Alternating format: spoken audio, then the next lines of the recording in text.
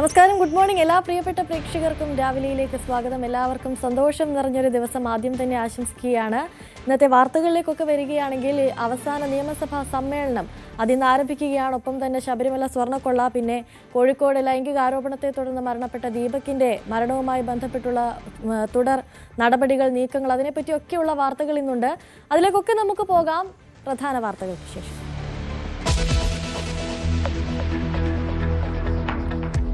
തെരഞ്ഞെടുപ്പിന് മുൻപുള്ള അവസാന നിയമസഭാ സമ്മേളനം ഇന്നു മുതൽ തുടക്കമാവുക. നയപ്രഖ്യാപന പ്രസംഗത്തോടെ ജനപ്രിയ പ്രഖ്യാപനങ്ങൾക്ക് സാധ്യത. കേന്ദ്രത്തിനെതിരായ പരാമർശങ്ങൾ ഗവർണർ വായിക്കാതെ ഒഴിവാക്കിയേക്കും.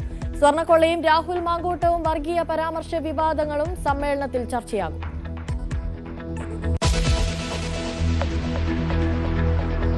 ശബരിമല സ്വർണ്ണക്കൊള്ളയിൽ സന്നിധാനത്തിന് SIT-യുടെ പരിശോധന. വാതിൽപ്പാളികൾ അളക്കും. പഴയ വാതിലിന്റെയും പ്രഭാമണ്ഡലത്തിന്റെയും ശാസ്ത്രീയ പരിശോധന നടത്താനും അന്വേഷണ സംഘം. ഉണ്ണികൃഷ്ണൻ പോറ്റിയുടെ ജാമ്യാപേക്ഷ ഇന്ന് കൊല്ലം വിജിലൻസ് കോടതിയിൽ.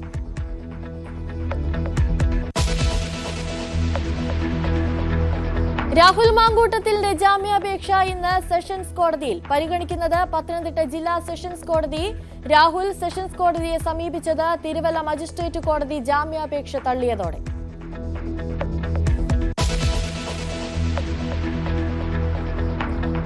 മാനഹാനിയെ തുടർന്ന് കോഴിക്കോട് സ്വദേശി ജീവനൊടുക്കിയ കേസിലെ പ്രതിയായ യുവതി ഒളിവിൽ. വടകര സ്വദേശിനി ഷിംജിതയുടെ മൊബൈൽ കണ്ടെത്താൻ അന്വേഷണ സംഘം. ദീപകിന്റെ ആത്മഹത്യ സമൂഹ മാധ്യമങ്ങളിലൂടെ അധിക്ഷേപിച്ചതിൽ മനം നൊന്ത്.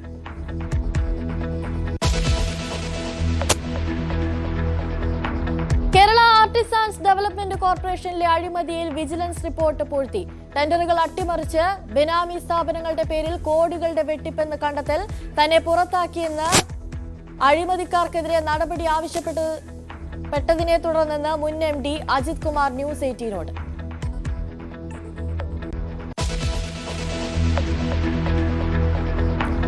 തിരുനാവായ മാഘ മഹോത്സവം തുടരുന്നു. നാമാർച്ചനയും നിള ആരതിയും ഇന്ന് പങ്കെടുക്കാൻ 100 കണക്കിന് ആളുകൾ.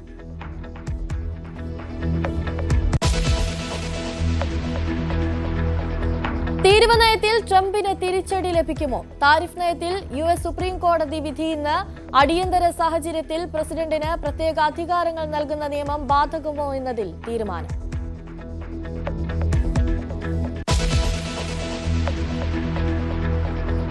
വാർത്തകളിലേക്ക് നമ്മൾ പോകുമ്പോൾ ആദ്യം തന്നെ നമ്മൾ പോകുന്നത് നിയമസഭാ സമ്മേളനവുമായി ബന്ധപ്പെട്ട വാർത്തകളിലേക്കാണ്. ഗവർണറുടെ നയപ്രഖ്യാപന പ്രസംഗത്തോടെ 15ാം കേരള നിയമസഭയുടെ അവസാന സമ്മേളനത്തിൽ ഇന്ന് തുടക്കം കുറിക്കുകയാണ്. പ്രസംഗത്തിൽ കേന്ദ്ര സർക്കാരിനെതിരെയുള്ള പരാമർശങ്ങൾ ഗവർണർ വായിക്കാതെ ഒഴിവാക്കാനാണ് സാധ്യത. കേന്ദ്രവിരുദ്ധ പരാമർശങ്ങൾ ഒഴിവാക്കാൻ ഗവർണർ ആവശ്യപ്പെട്ടെങ്കിലും സർക്കാർ തയ്യാറായിരുന്നില്ല. SNDP NSS ഐക്യ നീക്കവും മന്ത്രി സജി ചെറിയാന്റെ വിവാദ പ്രസ്താവനകളും ഉൾപ്പെടെയുള്ള രാഷ്ട്രീയ വിവാദങ്ങൾ സഭാ സമ്മേളനത്തെ ചൂടുപിടിപ്പിക്കും. ശബരിമല സ്വർണ്ണക്കൊള്ളയുമായി ബന്ധപ്പെട്ടുള്ള പ്രത്യാരോപണങ്ങളും സഭയിൽ നിറയും. ബലാത്സംഗ കേസ് പ്രതിയും കോൺഗ്രസ് MLA-യുമായ രാഹുൽ മാങ്കൂട്ടത്തിനെ അയോഗ്യനാക്കാനുള്ള നടപടികളും ഈ സമ്മേളനത്തിലുണ്ടാകും. കൂടുതൽ വിവരങ്ങളുമായി VV അരുൺ ചേരുന്നുണ്ട്. Arun, good morning. ഇന്ന് എല്ലാവരും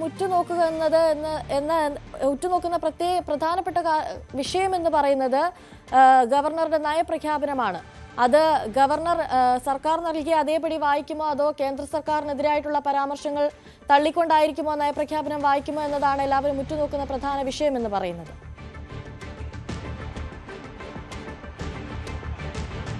അതുതന്നെയാണ് നയപ്രഖ്യാപന പ്രസംഗവുമായി ബന്ധപ്പെട്ട ഏറ്റവും പ്രധാനപ്പെട്ട കാര്യം. സർക്കാരിന്റെ നയം പ്രസംഗത്തിലൂടെ സഭയിൽ അവതരിപ്പിക്കുകയാണ് ഗവർണറുടെ ഭരണഘടനാപരമായ ഉത്തരവാദിത്തം. അത് നിറവേറ്റാനാണ് രാജേന്ദ്ര വിശ്വനാഥ് അർലേക്കർ ഇന്ന് നിയമസഭയിലേക്ക് എത്തുന്നത്. ഈ ഗവർണർ നയപ്രഖ്യാപന പ്രസംഗം നേരത്തെ തന്നെ മന്ത്രിസഭ അംഗീകരിച്ച് അത് ഗവർണർക്ക് കൈമാറേണ്ടതുണ്ട്. അങ്ങനെ കൈമാറുമ്പോഴാണ് രണ്ടിടത്ത് കേന്ദ്ര സർക്കാരിനെതിരായ വിമർശനങ്ങളുണ്ട്. കേന്ദ്ര സർക്കാരിന്റെ രാഷ്ട്രപതിയുടെ പ്രതിയാണെങ്കിൽ പോലും കേന്ദ്ര സർക്കാരിന്റെ നോമിനി എന്ന് ഗവർണറെ വേണമെങ്കിൽ ആ രീതി രാഷ്ട്രീയമായി വേണമെങ്കിൽ വിശേഷിപ്പിക്കാം. അത്തരമൊരാൾ കേന്ദ്ര സർക്കാരിനെതിരെ വിമർശനങ്ങൾ അത് വന്നപ്പോൾ വായിക്കാൻ തയ്യാറായില്ല. അത് മാറ്റണമെന്ന് സർക്കാരിനോട് ആവശ്യപ്പെടുകയായിരുന്നു. അങ്ങനെ ഈ രണ്ട് ഭാഗങ്ങളും ഒഴിവാക്കണം, രണ്ട് പരാമർശം ഒഴിവാക്കണം എന്നാവശ്യപ്പെട്ട നയപ്രഖ്യാപന പ്രസംഗം ഗവർണറുടെ ഓഫീസ്, മുഖ്യമന്ത്രി ഓഫീസ് തിരിച്ചയക്കുകയായിരുന്നു.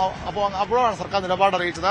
ആ രണ്ട് ഭാഗങ്ങളും ഒഴിവാക്കാനാകില്ല എന്ന നിലപാട് സർക്കാരും സ്വീകരിച്ചു. ഇനി ഗവർണറുടെ മുന്നിൽ രണ്ട് വഴികളാണ്. ഒന്ന്, പൂർണ്ണമായും ആ ഭാഗങ്ങൾ ഒഴിവാക്കിക്കൊണ്ട് ഗവർണർക്ക് പ്രസംഗം നടത്താം, അല്ലെങ്കിൽ ആ ഭാഗങ്ങളിൽ വായിച്ചു തന്നെ മുന്നോട്ട് പോകാം. അവിടെ തന്നെ അതിർത്തി വേണമെങ്കിലും ഗവർണർക്ക് രേഖപ്പെടുത്താം. പക്ഷേ നമുക്ക് ലഭിക്കുന്ന സൂചന അനുസരിച്ച് ഗവർണർ ആ പ്രസംഗം കേന്ദ്രവിരുദ്ധ പരാമർശങ്ങൾ ആ ഭാഗം വായിക്കാതെ വിടാനാണ് സാധ്യത. അല്ലാതെ തന്റെ എതിർപ്പ് തുറന്നു പറഞ്ഞുകൊണ്ടൊരു കടുത്ത നീക്കത്തിൽ ഗവർണർ പോകാനിടയില്ല. പകരം സർക്കാർ എഴുതി കൊടുത്ത ഭാഗം വായിക്കാതെ ഗവർണർ ഒഴിവാക്കും. അങ്ങനെ വന്നാൽ പോലും അത് വായിച്ചതായി തന്നെ കണക്കാക്കും. കാരണം സർക്കാർ നൽകുന്ന നയപ്രഖ്യാപന പ്രസംഗം സഭയിൽ ടേബിൾ ചെയ്യുമ്പോൾ സ്വാഭാവികമായും അതിന്റെ മുഴുവൻ ഭാഗങ്ങളുമാണ് സഭാരേഖകളുടെ ഭാഗമാകുന്നത്. അതുകൊണ്ട് തന്നെ ഗവർണർ അത് വായിച്ചില്ലെങ്കിലും അതേ പരാമർശങ്ങൾ അതിൽ തന്നെ ഉൾക്കൊണ്ടിരിക്കും. ആ പരാമർശങ്ങൾ വായിച്ചതായി തന്നെ പരിഗണിക്കപ്പെടുകയും ചെയ്യും. അതാണ് ഏറ്റവും പ്രധാനപ്പെട്ട കാര്യം. വളരെ നിർണായകമായ ഒരു സഭാ സമ്മേളനം. നമുക്കറിയാം ആർക്കൊപ്പമാണ് ഇടതുപക്ഷമെന്ന ചോദ്യങ്ങൾ വലിയ രീതിയിൽ ഉയർന്നു വരുന്നു. അത് കേന്ദ്ര സർക്കാരിനൊപ്പമാണ് അല്ലെങ്കിൽ ബിജെപിക്ക് ഒപ്പമാണ് ഡീലുണ്ട് എന്ന ആരോപണം പ്രതിപക്ഷം ഉന്നയിക്കുമ്പോൾ അങ്ങനെയല്ല. സംഘപരിവാറിനും കേന്ദ്രത്തിനുമെതിരെ ശക്തമായ വിമർശനങ്ങൾ ഇപ്പോഴും ഉന്നയിക്കുന്നു. ആ നീക്കങ്ങൾ രാഷ്ട്രീയ നീക്കങ്ങൾ നടത്തുന്നതിന്റെ സൂചനയാണ് കഴിഞ്ഞ ആഴ്ച മുഖ്യമന്ത്രിയും മന്ത്രിമാരുമൊക്കെ രക്തസാക്ഷി മണ്ഡപത്തിന് മുന്നിൽ സത്യാഗ്രഹ സമരം ഇരുന്നത്. അതിനുശേഷം സഭയിൽ അവതരിപ്പിക്കുന്ന നയപ്രഖ്യാപന പ്രസംഗത്തിനും കേന്ദ്രവിരുദ്ധ പരാമർശങ്ങൾ ഉൾപ്പെടുത്തിയിട്ടുണ്ട്. അങ്ങനെ രാഷ്ട്രീയമായ ഒരു വലിയ പ്രാധാന്യമുള്ളൊരു നയപ്രഖ്യാപന പ്രസംഗം കൂടിയാണ് നടക്കുന്ന 9 മണിക്ക് ആരംഭിക്കാൻ പോകുന്നത്. 8:45 ഗവർണർ രാജേന്ദ്ര വിശ്വനാഥ് അർലേക്കർ നിയമസഭയ്ക്ക് മുന്നിലെത്തും. മുഖ്യമന്ത്രിയും സ്പീക്കറും ഉദ്യോഗസ്ഥരും ചേർന്ന് അദ്ദേഹത്തെ സ്വീകരിക്കും. ഏതായാലും വളരെ പ്രധാനപ്പെട്ട ഒരു നിയമസഭാ സമ്മേളനം 15ാം കേരള നിയമസഭയുടെ 16ാം സമ്മേളനം. ഇത് ഈ സഭയുടെ അവസാന സമ്മേളനമാണ് ഇന്ന് ആരംഭിക്കുന്നത്. ഈ സമ്മേളനത്തിന്റെ മധ്യത്തിൽ ഒരുപക്ഷെ സംസ്ഥാനത്ത് പൊതുതെരഞ്ഞെടുപ്പ് പ്രഖ്യാപിക്കപ്പെട്ടേക്കാം.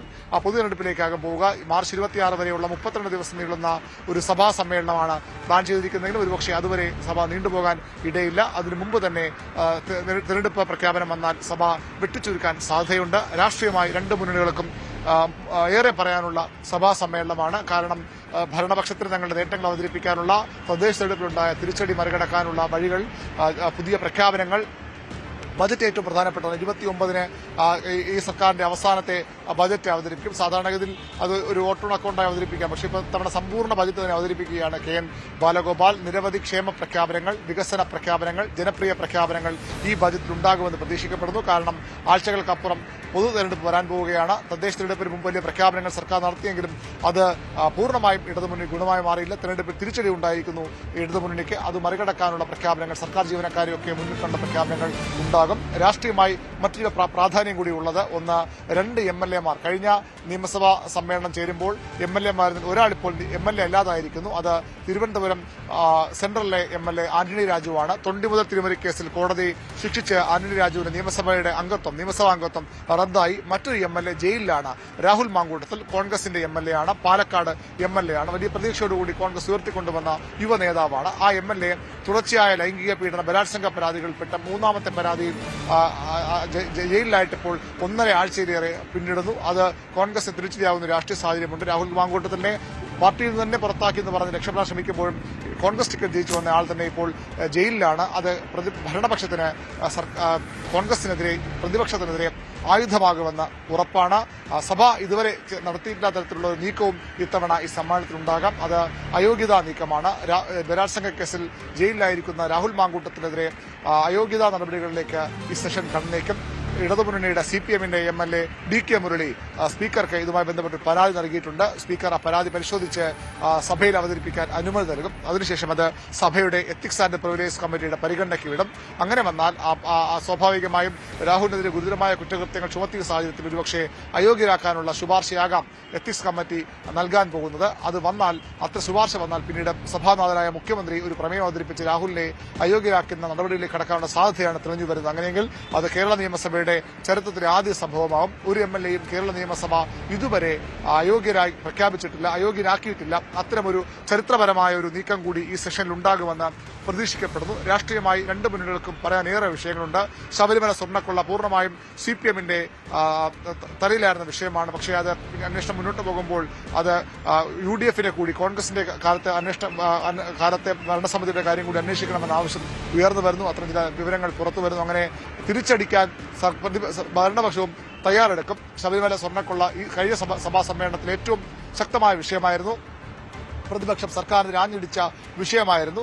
അത് അതിനുശേഷം ഈ സെഷനിലും അത് ചൂടേറിയ വിഷയമായി തന്നെ ഉയർന്നു വരും. പ്രത്യേകിച്ച് ഇന്നലത്തെ ഹൈക്കോടതിയിൽ വന്ന റിപ്പോർട്ടിന്റെ പശ്ചാത്തലത്തിൽ ഈ സ്വർണം മാറ്റിയിട്ടുണ്ട്. സ്വർണം കൊള്ള തന്നെയാണ്. അത് ഏതെങ്കിലും തരത്തിലുള്ള ബോധപൂർവമല്ലാത്ത വീഴ്ചയല്ല. പകരം സ്വർണം തട്ടിയെടുക്കാനുള്ള ബോധപൂർവമായ നീക്കം തന്നെ നടന്നുവെന്ന വിവരം SIT കഴിഞ്ഞ ദിവസം കോടതി സമർപ്പിച്ചിരുന്നു. സ്വർണ്ണക്കൊള്ള വലിയ വിഷയമായി മാറും. ഏറ്റവും പ്രധാനപ്പെട്ട മറ്റൊരു വിഷയം വരാനുള്ളത് ഈ സാമുദായിക സംഘടനകളുടെ പുതിയ നീക്കങ്ങളാണ്. SNDP NSS ഐക്യം, നായാടി മുതൽ നസ്രാണി വരെയുള്ളവരുടെ ഐക്യമെന്ന് വെള്ളാപ്പള്ളി നടേശൻ പറയുമ്പോൾ അത് സ്വാഭാവികമായി ചർച്ചയാകും. അതിനെ ചുറ്റിപ്പറ്റിയുള്ള തുടർ വിവാദങ്ങളുണ്ട്.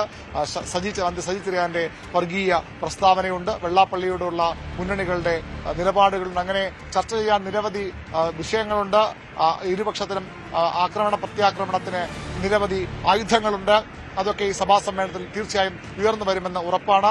ഏതായാലും ഇന്ന് 9 മണിയോടുകൂടി സഭാ സമ്മേളനം ആരംഭിക്കുകയാണ്. ഗവർണറുടെ നയപ്രഖ്യാപന പ്രസംഗത്തോടുകൂടി 29-ന് ബജറ്റ് വരാനിരിക്കുന്നു. പിന്നീട് ബജറ്റ് വോട്ടോൺ അക്കൗണ്ട് പാസ്സാക്കേണ്ട നടപടിക്രമങ്ങളിലേക്ക് കടക്കും. അങ്ങനെ സംഭവബഹലമാകുമെന്ന് പ്രതീക്ഷിക്കപ്പെടുന്ന ഒരു സഭാ സമ്മേളനത്തിനാണ് ഇന്ന് രാവിലെ 9 മണിക്ക് തുടക്കമാകുന്നത്. അനുശ്രീ, അരുൺ, അതോടൊപ്പം തന്നെ ഈ സ്വർണ്ണക്കൊള്ളി അടക്കമുള്ള വിവാദ വിഷയങ്ങൾ ചർച്ചയാകുമ്പോൾ അതിൽ പ്രതിപക്ഷത്തിന്റെയും സർക്കാരിന്റെയും നിലപാടുകൾ എന്തൊക്കെയായിരിക്കും? അതുപോലെ തന്നെ മറ്റെന്തൊക്കെ വിവാദ വിഷയങ്ങളായിരിക്കും നിയമസഭയിൽ ഇത്തവണ ചർച്ചയാകുന്നുണ്ടാവുക?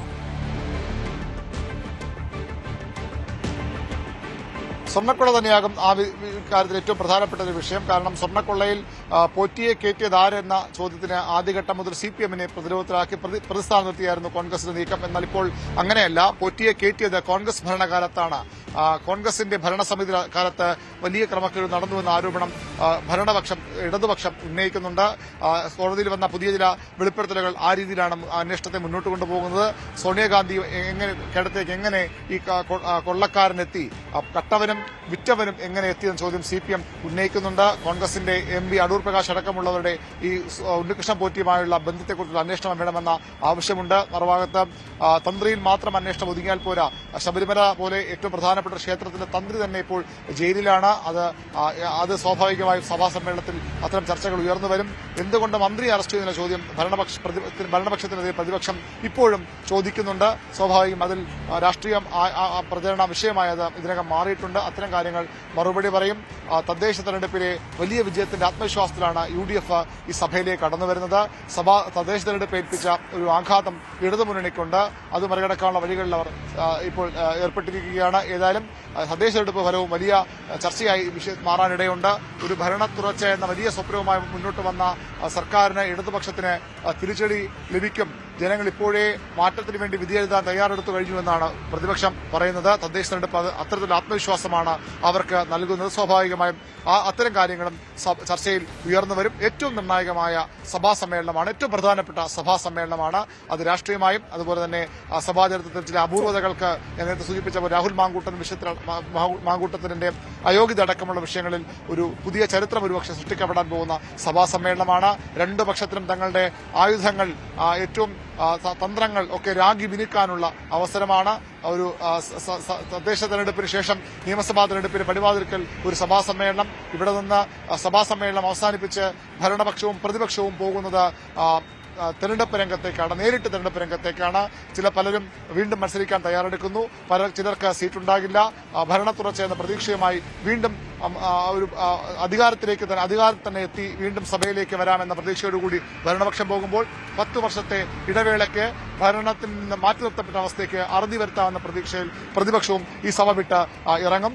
അതിനുശേഷം ആര് ജയിക്കും, ആർക്കാണ് വീണ്ടും ജനവിധി അനുകൂലമാകുക എന്ന കാര്യമാണ് ഈ രണ്ടു പക്ഷത്തെയും ആശങ്ക ഏറ്റുന്നത്. ഏതായാലും ഏറ്റവും നിർണായകമായ ഒരു സഭാ സമ്മേളനം, രാഷ്ട്രീയമായി രണ്ട് മുന്നണികളും വലിയ രീതിയിൽ ഉപയോഗിക്കുന്ന സഭാ സമ്മേളനം, രാഹുൽ മാങ്കൂട്ടത്തിന്റെ വിഷയമടക്കമുള്ള നടപടികൾ, സഭയുടെ അപൂർവമായ നടപടിക്രമങ്ങൾ കാത്തിരിക്കുന്ന സഭാ സമ്മേളനം, അതിനാണ് 9 മണിക്ക് തുടക്കമാകാൻ പോകുന്നത്. അനുശ്വരം. ശരി, ബി അരുണാണ് കൂടുതൽ വിവരങ്ങൾ. മറ്റൊരു വാർത്തയിലേക്ക് പോകുമ്പോൾ, സമൂഹ മാധ്യമങ്ങളിലൂടെ അധിക്ഷേപിച്ചതിൽ മനം നൊന്ത് കോഴിക്കോട് സ്വദേശി ദീപക് ജീവനൊടുക്കിയ സംഭവത്തിൽ പ്രതിയായ യുവതി ഒളിവിലാണ്. വടകര സ്വദേശിനി ഷിംജിതയാണ് പ്രതി. ഇവരുടെ മൊബൈൽ ഫോൺ കണ്ടെത്താനുള്ള ശ്രമത്തിലാണ് പോലീസ്. ഇന്നലെയാണ് ദീപകിന്റെ കുടുംബം പരാതി നൽകിയത്. MS അനീഷ് കുമാർ ചേരുന്നുണ്ട് കൂടുതൽ വിവരങ്ങളുമായി. അനീഷ്, കുടുംബം പരാതി നൽകിയതിന് പിന്നാലെ തന്നെ ഇപ്പോൾ പ്രതി ഒളിവിൽ പോയി എന്നുള്ള വിവരങ്ങളാണ് പുറത്തുവരുന്നത്. എങ്ങനെയാണ് മുൻകൂർ ജാമ്യം നേടാനുള്ള നീക്കങ്ങളിലാണോ പ്രതിയുള്ളത്? എന്തൊക്കെയാണ് ലഭിക്കുന്ന വിവരങ്ങൾ? ദീപകിന്റെ മരണവുമായി ബന്ധപ്പെട്ട് വടകര സ്വദേശിനിയായ ഷിംജിത മുസ്തഫയ്ക്കെതിരെയാണ് ഇന്നലെ പോലീസ് കേസെടുത്തത്. ദീപകിന്റെ കുടുംബം സിറ്റി പോലീസ് കമ്മീഷണർക്ക് പരാതി നൽകുകയും ഇതിന്റെ പിന്നാലെ പോലീസ് എത്തി മൊഴി രേഖപ്പെടുത്തുകയും ചെയ്തു. തൊട്ടു പിന്നാലെയാണ് മെഡിക്കൽ കോളേജ് പോലീസ് ഈ ആത്മഹത്യാ പ്രേരണ കുറ്റം ചുമത്തി യുവതിക്കെതിരെ കേസെടുത്തിരിക്കുന്നത്. കഴിഞ്ഞ വെള്ളിയാഴ്ചയായിരുന്നു കേസിനാസ്പദമായ സംഭവം നടന്നത്. യുവതി ബസ് യാത്രയ്ക്കിടെ യുവാവ് അപമര്യാദയെ പെരുമാറിയെന്ന് ചൂണ്ടിക്കാട്ടി ദൃശ്യം പകർത്തുകയും പിന്നീട് സമൂഹ മാധ്യമങ്ങളിൽ പ്രചരിപ്പിക്കുകയുമായിരുന്നു. ഈ ആദ്യ വീഡിയോ കൂടാതെ രണ്ടാമത് മറ്റൊരു വിശദീകരണ വീഡിയോയും പ്രചരിപ്പിക്കുന്ന സാഹചര്യമുണ്ടായി. ഈ വീഡിയോകൾ കണ്ട മാനസിക സമ്മർദ്ദത്തിന്റെ പുറത്താണ് ദീപക് മരിച്ചതെന്ന വിവരങ്ങൾ പുറത്തു വന്നിരുന്നു. ഇന്നലെ യുവതിയുടെ മൊഴിയെടുക്കുന്നതിനുള്ള നീക്കങ്ങൾ പോലീസിന്റെ ഭാഗത്തു നിന്നും ഉണ്ടായിരുന്നു. എന്നാൽ മൊഴിയെടുക്കാൻ യുവതിയുടെ വീട്ടിലേക്ക് പോലീസ് പോകാനിരിക്കെയാണ് യുവതി വീട്ടിലില്ല എന്ന വിവരം ലഭിച്ചത്. അവിടെ രഹസ്യാന്വേഷണ ഉദ്യോഗസ്ഥരെത്തി ഇക്കാര്യം പരിശോധിക്കുകയും ചെയ്തിരുന്നു. ദൃശ്യങ്ങൾ പകർത്തിയ ഫോണിൽ നിന്നും കുറച്ച് ഭാഗങ്ങൾ മാത്രമാണ് യുവതി സമൂഹ മാധ്യമത്തിൽ പ്രചരിപ്പിച്ചത്. അതിന്റെ പൂർണ്ണമായ തോതിലല്ല ദൃശ്യങ്ങളെന്ന് വ്യക്തമാക്കുന്നു. ഈ പുറത്തുവിട്ട ദൃശ്യങ്ങളിൽ ചില എഡിറ്റിങ്ങുകൾ നടന്നിട്ടുണ്ടോ, അതായത് സ്ലോ മോഷൻ പോലുള്ള രീതിയിലേക്കുള്ള കാര്യങ്ങൾ ചെയ്തിട്ടുണ്ടോ എന്ന സംശയമുണ്ട്. എന്തായാലും നിലവിൽ യുവതി അപ്ലോഡ് ചെയ്ത ദൃശ്യങ്ങൾ പോലീസ് ശേഖരിക്കുകയും പരിശോധിക്കുകയും ചെയ്തിട്ടുണ്ട്. ഇതിൽ നിന്ന് തന്നെ ചില പ്രശ്നങ്ങൾ ഉണ്ട് എന്ന ഒരു നിഗമനം പോലീസിനുണ്ട്. അതുകൊണ്ട് ഈ കൃത്രിമത്വം നടന്നിട്ടുണ്ടോ അല്ലെങ്കിൽ എഡിറ്റിംഗ് നടന്നിട്ടുണ്ടോ എന്ന് കണ്ടെത്തുന്നതിനായി യുവതിയുടെ ഫോൺ വിശദമായി പരിശോധിക്കണം. അതിനായി ഫോൺ കസ്റ്റഡിയിലെടുക്കേണ്ട ആവശ്യവും ഉണ്ട്. ഒപ്പം ഈ ബസ്സിലുണ്ടായിരുന്ന സഹയാത്രികരുടെയും ബസ് ജീവനക്കാരുടെയും അടക്കം മൊഴി ഇക്കാര്യത്തിൽ രേഖപ്പെടുത്തേണ്ട കാര്യവുമുണ്ട്. എന്തായാലും ഇതടക്കമുള്ള കാര്യങ്ങളിലേക്ക് പോലീസ് കടക്കുകയാണ്. എന്നാൽ യുവതി ഇത്തരമൊരു കേസെടുത്ത സാഹചര്യത്തിൽ മുൻകൂർ ജാമ്യത്തിനായി കോടതിയെ സമീപിക്കാനുള്ള സാധ്യതകളും തള്ളിക്കളയുന്നില്ല. വളരെ തിടുക്കപ്പെട്ട് എന്തായാലും പോലീസിന്റെ കസ്റ്റഡിയിലേക്ക് യുവതി എത്തില്ല എന്ന വിവരങ്ങൾ തന്നെയാണ് പുറത്തു വരുന്നത്. അനീഷ്, അതോടൊപ്പം തന്നെ ഈ വിഷയം വിവാദമായ ഒരു സാഹചര്യത്തിൽ യുവതി അറിയിച്ചിരുന്നത് ഈ സംഭവം നടന്നതിന് പിന്നാലെ തന്നെ പോലീസിനെ അറിയിച്ചിരുന്നുവെന്നാണ്. എന്നാൽ പിന്നീട് വടകര ഇൻസ്പെക്ടർ അത് വ്യക്തമാക്കുകയും ചെയ്ത് ഇങ്ങനെ ഒരു പരാതി ലഭിച്ചിരുന്നില്ല എന്ന്. അപ്പോൾ യുവതിയുടെ വാദം അവിടെ പൊളിയുകയാണ്. ഇത്തരമൊരു പരാതി ലഭിച്ചിട്ടില്ല എന്ന് വടകര ഇൻസ്പെക്ടർ വ്യക്തമാക്കിയതോടെ അത് കൂടുതൽ കുരുക്കിലേക്ക് നീങ്ങുകയല്ലേ? തീർച്ചയായും ഈ സംഭവം ഉണ്ടായതിന് തൊട്ടു പിന്നാലെ തന്നെ യുവതി പറഞ്ഞിരുന്നത് വടകര പോലീസിൽ താൻ ഇക്കാര്യം അറിയിച്ചിരുന്നു, തന്റെ പരാതി നൽകിയിരുന്നു, രേഖാമൂലമുള്ള പരാതി പിന്നീട് നൽകുമെന്ന് അറിയിക്കുകയും ചെയ്തിരുന്നു എന്നാണ് പറയുന്നത്. പക്ഷേ പോലീസ് ഇക്കാര്യം തള്ളുകയാണ്. ഒരു പരാതിയും ഈ യുവതിയുടെ ഭാഗത്തുനിന്നും ഉണ്ടായിട്ടില്ല എന്ന് തന്നെയാണ് പോലീസ് പറയുന്നത്. അതുകൊണ്ട് ഈ ദീപകിന്റെ കുടുംബം ആരോപിക്കുന്നത് പോലെ സമൂഹ മാധ്യമത്തിലെ റീച്ച് അല്ലെങ്കിൽ വരുമാന വർധനവ് എന്നിവ ലക്ഷ്യമിട്ട് മാത്രമാണ് ഈ കാര്യങ്ങൾ ചെയ്തത് എന്ന ഒരു സംശയത്തിലേക്ക് ആണ് കാര്യങ്ങൾ എത്തുന്നത്. സമൂഹ മാധ്യമങ്ങളടക്കം പലരും ഇക്കാര്യങ്ങൾ രേഖപ്പെടുത്തുകയും ചെയ്തിരുന്നു. ഈ നിയമപരമായി മുന്നോട്ട് പോകാനാണെങ്കിൽ അല്ലെങ്കിൽ ബസ് യാത്രക്കിടെ അല്ലെങ്കിൽ യുവതികൾ പൊതുഗതാഗത സംവിധാനത്തിലൊക്കെ സഞ്ചരിക്കുമ്പോൾ ഉണ്ടാകുന്ന പ്രശ്നങ്ങൾ പരിഹരിക്കാൻ ആ ദൃശ്യങ്ങൾ ചിത്രീകരിച്ച് സമൂഹ മാധ്യമത്തിൽ ഇടുക മാത്രമല്ല ഒരു പോംവഴി. അതിനെക്കുറിച്ച് കൃത്യമായ ഒരു തുടർ നടപടികൾ ചെയ്യുക, അല്ലെങ്കിൽ പോലീസിനെ അറിയിക്കുക. പിന്നീട് പോലീസിന്റെ പരാതിയിൽ നടപടികൾ മുന്നോട്ട് പോകുമ്പോഴാവണം ഇത്തരത്തിലുള്ള തെളിവായും മറ്റും ദൃശ്യങ്ങളൊക്കെ നൽകേണ്ടത്. അതിന് പകരം നേരിട്ട് ദൃശ്യങ്ങൾ മാത്രം ഇട്ട് ഒരു നടപടികളുമായി മുന്നോട്ട് പോകുന്നത് കരണീയമല്ല എന്നാണ് ഉയർന്നു വന്നത്. എന്തായാലും അതിന് ഏതാണ്ട് ശരിവെക്കുന്ന രീതിയിൽ അല്ലെങ്കിൽ ദീപകിന്റെ കുടുംബം അടക്കം പറയുന്ന കാര്യങ്ങൾ ശരിവെക്കുന്ന രീതിയിലാണ് ഇപ്പോൾ പോലീസിന്റെ ഭാഗത്തുനിന്നും ഇത്തരം ഒരു പരാതി ലഭിച്ചിരുന്നില്ല എന്ന ഒരു കാര്യം ഉണ്ടായിരിക്കുന്നത്. ഈ യുവതിക്കെതിരെ വളരെ ഗുരുതരമായ ചില ആരോപണങ്ങളും കുടുംബത്തിന്റെ ഭാഗത്തുനിന്നും ഇതിനകം മുന്നോട്ട് വന്നിട്ടുമുണ്ട്. ശരി, അനീഷ് കുമാറാണ് കൂടുതൽ വിവരങ്ങൾ നൽകിയത്. ബലാത്സംഗ കേസിൽ ജയിലിൽ കഴിയുന്ന രാഹുൽ മാങ്കൂട്ടത്തിൽ MLA-യുടെ ജാമ്യാപേക്ഷ ഇന്ന് പരിഗണിക്കും. പത്തനംതിട്ട ജില്ലാ സെഷൻസ് കോടതിയാണ് ജാമ്യാപേക്ഷ പരിഗണിക്കുന്നത്. തിരുവല്ല മജിസ്ട്രേറ്റ് കോടതി കഴിഞ്ഞ ദിവസം ജാമ്യം നിഷേധിച്ചിരുന്നു. പ്രഥമ ദൃഷ്ട്യാ ബലാത്സംഗം നിലനിൽക്കുമെന്നതടക്കമുള്ള പരാമർശങ്ങളോടെയായിരുന്നു തിരുവല്ല മജിസ്ട്രേറ്റ് കോടതി കഴിഞ്ഞ ദിവസം ജാമ്യം നിഷേധിച്ചത്. ശബരിമല സ്വർണ്ണക്കൊള്ളക്കേസിൽ പ്രത്യേക അന്വേഷണ സംഘം ഇന്ന് സന്നിധാനത്ത് പരിശോധന നടത്തും. ശബരിമല ശ്രീകോവിലിലെ പഴയ വാതിലിന്റെയും പ്രഭാമണ്ഡലത്തിന്റെയും ശാസ്ത്രീയ പരിശോധന നടത്താൻ പ്രത്യേക അന്വേഷണ സംഘത്തിന് ഇന്നലെ ഹൈക്കോടതി അനുമതി നൽകിയിരുന്നു. വാതിൽപ്പാളി അടക്കം അളക്കാനും പരിശോധിക്കാനുമാണ് ഹൈക്കോടതിയുടെ അനുമതി. ഫെബ്രുവരി 9-നാണ് വീണ്ടും കേസ് പരിഗണിക്കുന്നത്. സ്വർണ്ണപ്പാളികൾ മാറ്റിയിട്ടുണ്ടെന്ന സംശയം ഇന്നലെ കോടതി ഉന്നയിച്ചിരുന്നു. VSSCയിലെ പരിശോധനാ റിപ്പോർട്ട് സംശയം ബലപ്പെടുത്തുന്നതാണെന്ന് കോടതി നിരീക്ഷിച്ചു. VSSCയിലെ വിദഗ്ധരുടെ വിശദമായ മൊഴിയെടുക്കണമെന്ന് കോടതി നിർദ്ദേശിച്ചു. ഗുരുതരവും ആശങ്കാജനകവുമായ കണ്ടെത്തലുകളാണ് രേഖയിലുള്ളതെന്ന് ഹൈക്കോടതി വ്യക്തമാക്കി. ഡാനി പോൾ ചേരുന്നുണ്ട് കൂടുതൽ വിവരങ്ങളുമായി. ഡാനി, ഇന്നത്തെ ശബരിമലയിലെ പരിശോധന കൂടി പൂർണ്ണമാകുമ്പോൾ കൂടുതൽ തെളിവുകൾ അന്വേഷണ സംഘത്തിന് ലഭിക്കുമെന്ന് തന്നെ പ്രതീക്ഷിക്കാം, അല്ലേ?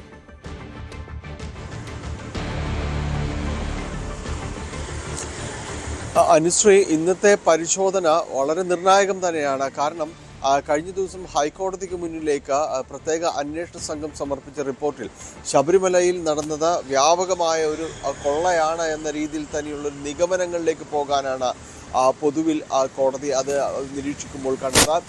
കാരണം 2000 സ്വർണം പൊതിഞ്ഞു നൽകിയ, അതായത് UB ഗ്രൂപ്പ് സ്വർണം പൊതിഞ്ഞു നൽകിയ ഇതിന് ശേഷം പിന്നീട് കൊണ്ടുവന്ന വെച്ച്, അതായത് സ്വർണ്ണപ്പാളികൾ പിന്നീട് പോറ്റിയുടെ നേതൃത്വത്തിൽ അത് പൂശി കൊണ്ടുവന്നതിനേക്കാൾ ഈ ശാസ്ത്രീയ പരിശോധനയിൽ വളരെയധികം മാറ്റം അതിൽ വന്നിട്ടുണ്ട്. പ്രഥമ ദൃഷ്ടിയാൽ തന്നെ ഇത് സ്വർണ്ണപ്പാളികൾ മാറ്റിയിട്ടുണ്ട് എന്ന രീതിയിലുള്ള വലിയ നിരീക്ഷണത്തിലേക്കാണ് പോയിരിക്കുന്നത്. അതുകൊണ്ട് തന്നെയാണ് തൊട്ടടുത്ത ദിവസം ഇന്ന് തന്നെ അവിടെ എത്തി, ശബരിമലയിലെത്തി കൂടുതൽ പരിശോധനകളിലേക്ക് കടക്കാനായിട്ടെല്ലാം തന്നെ നിർദ്ദേശം നൽകിയിരിക്കുന്നത്. ഈ സ്വർണ്ണപ്പാളികൾ മാറ്റിയിട്ടുണ്ട് എന്ന സംശയം കോടതിക്ക് വരണമെങ്കിൽ തന്നെ ഈ ശാസ്ത്രീയ പരിശോധനാ റിപ്പോർട്ട് എത്ര കണ്ട ഗുരുതരമാണെന്ന് ഓർക്കുക. കാരണം റിപ്പോർട്ടിൻ്റെ മുഴുവൻ വിശദാംശങ്ങളും പുറത്തുവിടാൻ ഇപ്പോൾ സാധ്യമല്ല എന്ന് പറയുമ്പോൾ കൂടിയും കോടതിയുടെ നിർദ്ദേശം ഇന്ന് തന്നെ പോയിട്ട്, അതായത് തൊട്ടടുത്ത ദിവസം ഇന്ന് പോയിട്ട് ഇത് സംബന്ധിയായ കാര്യങ്ങൾ കൂടുതൽ വിവരശേഖരണം നടത്തുക എന്നത് പറയുമ്പോൾ റിപ്പോർട്ടിലുള്ളത് അതീവ ഗൗരവതരവും ഗുരുതരവുമായ പരാമർശങ്ങൾ തന്നെയാണ് എന്നത് വളരെ വ്യക്തമാണ്. റിപ്പോർട്ടുകൾ അതുതന്നെയാണ് സൂചിപ്പിക്കുന്നത്. VSCയിലെ ഉദ്യോഗസ്ഥരെ അടക്കം ഈ കാര്യത്തിൽ ആവശ്യമെങ്കിൽ അവരിൽ നിന്ന് വിവരശേഖരണം നടത്താം, അവരിൽ നിന്ന് അടക്കമുള്ള കാര്യങ്ങൾ ശേഖരിച്ചുകൊണ്ട് അവരെ മൊഴി രേഖപ്പെടുത്തിക്കൊണ്ട് മുന്നോട്ട് പോകാം. കാരണം അവർക്ക് എന്താണ് പരിശോധനയിലടക്കം വ്യക്തമായത് എന്നത് ആ കാര്യങ്ങൾ അവർക്ക് അവരുടെ ബോധ്യപ്പെടലുകളെല്ലാം തന്നെ ഇതിൻ്റെ ഭാഗമാക്കാം, ഈ റിപ്പോർട്ടിൻ്റെ ഭാഗമാക്കാം, ഈ അന്വേഷണത്തിൻ്റെ പരിധിയിലേക്കെല്ലാം തന്നെ കൊണ്ടുവരാം. കാരണം കൂടുതൽ ശാസ്ത്രീയവും സമഗ്രവുമായ ഒരു റിപ്പോർട്ടിലേക്ക് അപ്പോൾ അത് മാറുകയും ചെയ്യും. അതുകൊണ്ട് തന്നെയാണ് ഈ രീതിയിലേക്ക് ഉദ്യോഗസ്ഥരിൽ നടക്കം മൊഴിയെടുക്കാമെന്ന് നിർദ്ദേശം നൽകിയിരിക്കുന്നത്. ഏതായാലും വലിയ രീതിയിലുള്ള ഒരു സ്വർണ്ണ കവർച്ച തന്നെ നടന്നിട്ടുണ്ട് എന്ന് തന്നെയാണ്. സ്വർണ്ണ കവർച്ച എന്ന് പറയാനുള്ള അവിടെ ഒരു കൊള്ളയടിക്കൽ എന്ന രീതിയിലേക്ക് തന്നെ കാര്യങ്ങൾ പോകുന്നു എന്നതാണ് വലിയ വിമർശനമായിട്ട് തന്നെ ഉയരുന്നത്. ഒരു കാലഘട്ടത്തിലെ മാത്രം 2019 മാത്രം കാര്യങ്ങൾ അന്വേഷിക്കാനായിട്ടായിരുന്നു ആദ്യഘട്ടത്തിൽ തീരുമാനമെങ്കിൽ ഇപ്പോൾ ഒരു 2 പതിറ്റാണ്ട് കാലത്തെ അവിടെ നടന്ന കാര്യങ്ങളെല്ലാം, കൊടിമരം മാറ്റിവെക്കൽ ഉൾപ്പെടെയുള്ള കാര്യങ്ങൾ, വിവിധ ഘട്ടങ്ങളിലായിട്ട് നടന്ന അവിടുത്തെ ഓരോ പ്രധാനപ്പെട്ട നിർമ്മിതിയായ കാര്യങ്ങൾ ഉൾപ്പെടെയുള്ളത് അന്വേഷിക്കേണ്ടി വരും എന്ന രീതിയിൽ തന്നെയാണ് ഇപ്പോൾ പ്രത്യേക അന്വേഷണ സംഘം എത്തിച്ചേർന്നിരിക്കുന്നത്. വലിയ രീതിയിലുള്ളൊരു ആസൂത്രണം ഇക്കാര്യത്തിൽ നടന്നിട്ടുണ്ട് എന്ന് തന്നെയാണ് ഈ റിപ്പോർട്ടുകൾ വ്യക്തമാക്കുന്നത്.